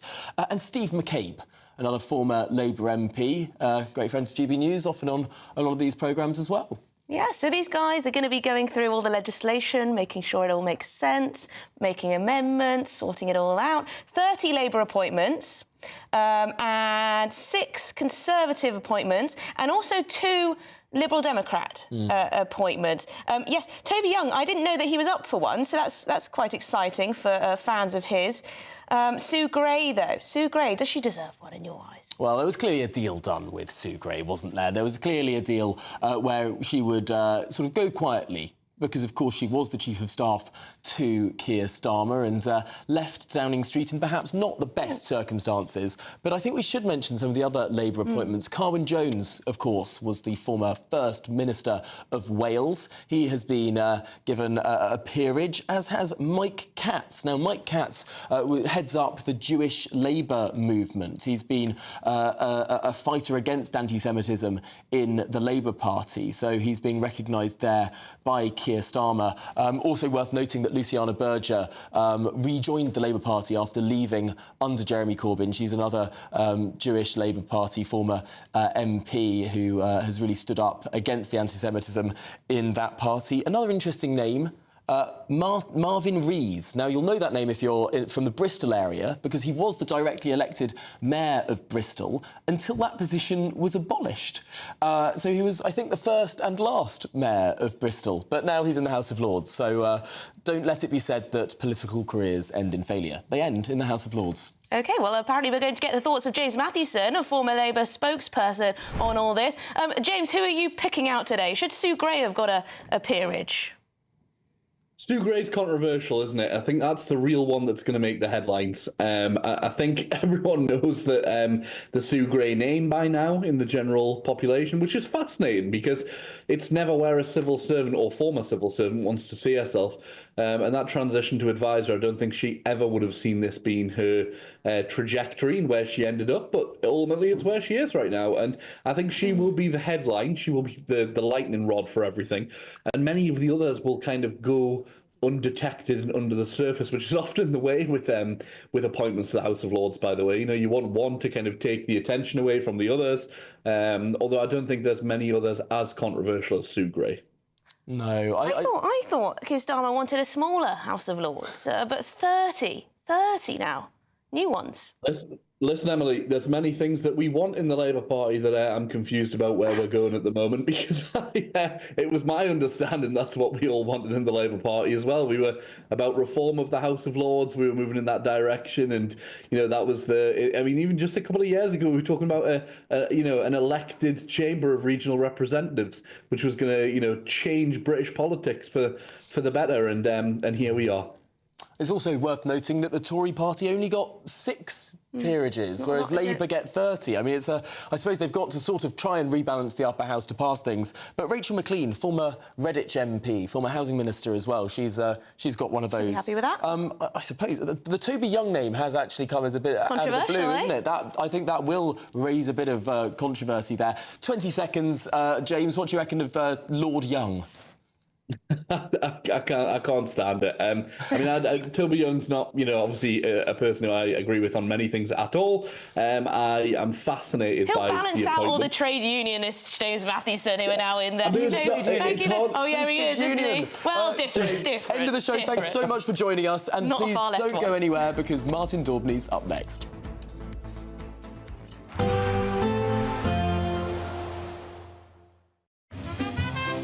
Heavy showers first thing will be followed by a warm, cosy day. Boxed Boilers, sponsors of weather on GB News. Hi there and welcome to the latest update from the Met Office for GB News. It's going to be an unsettled few days, and for the rest of today, with a lot of traffic on the roads, we do have some rain to watch out for. That's clearing southeastwards associated with this cold front. Then, briefly, a fine interlude overnight, but the next weather front is appearing and it's going to turn increasingly windy by the start of Saturday. So a damp rush hour for the southeast corner. That does clear, though, with some dry and clear weather overnight, for a time at least, before Scotland, Northern Ireland, Northern and Western England, as well as Wales, turn wet and windy by dawn. That, of course, will keep temperatures from falling too far, but it's going to be a soggy start to the day for Scotland, Northern Ireland, Northern and Western England, as well as Wales. Gusty winds increasing in strength during Saturday as showers replace the rain during the morning, and that wind continues to ramp up into the afternoon. We're talking about 50 to 60 mile-per-hour wind gusts for the northern half of the UK, particularly over hills and coasts, and the risk for northwest Scotland of 75 mile-per-hour wind gusts later in the morning and early afternoon. For the southern half of the UK, it's going to be blustery with outbreaks of rain across much of England and Wales, but brighter skies do eventually turn up into the afternoon with quite frequent showers. That is apart from the south coast, where it stays damp throughout. It's mild in the south, but it's much colder further north as the winds change direction and bring the threat of some wintry showers as we start off Saturday night across Scotland, Northern Ireland, and those showers will be falling as snow above 100 or 200 metres or so. The start of Sunday also sees some wintry showers, but later in the day it's rain showers and it stays blustery, feeling cold on Sunday, milder by Christmas. Expect a warm front, moving from the kitchen right through to the rest of the house. Boxed Boilers, sponsors of weather on GB News. could be joining the Great British Giveaway list of winners with your chance to grab a fantastic £50,000 in tax-free cash. My name is Cliff. And my name is Julie. And we won 25,000. I'd say don't hesitate, do it. If you're not in it, you've got no chance of winning it. For another chance to win, text cash to 63232. One entry costs £2 plus one standard network rate message, or text bonus to 63232. 5 entries cost £5 plus one standard network rate message. Go to gbnews.com/win. Entries start from just £2. You can call 0903 681 3232. Calls cost £2 plus your network access charge, or post your name and number to GB10 PO Box 8690 Derby DE1 9TT. UK only. Entrance must be 18 or over. Lines close at 6 p.m. on the 31st of January. Please check the closing time if listening or watching on demand. Good luck. I'm Christopher Hope. From pop stars to politicians, I'll interview anybody in a pub who's got a political opinion. Join me every Friday on Spotify, Apple Podcasts, YouTube or gbnews.com, or wherever you get your podcasts. This is GB News, the People's Channel. This is Britain's Newsroom, where your voice matters. It's just astonishing. With expert analysis and honest opinion.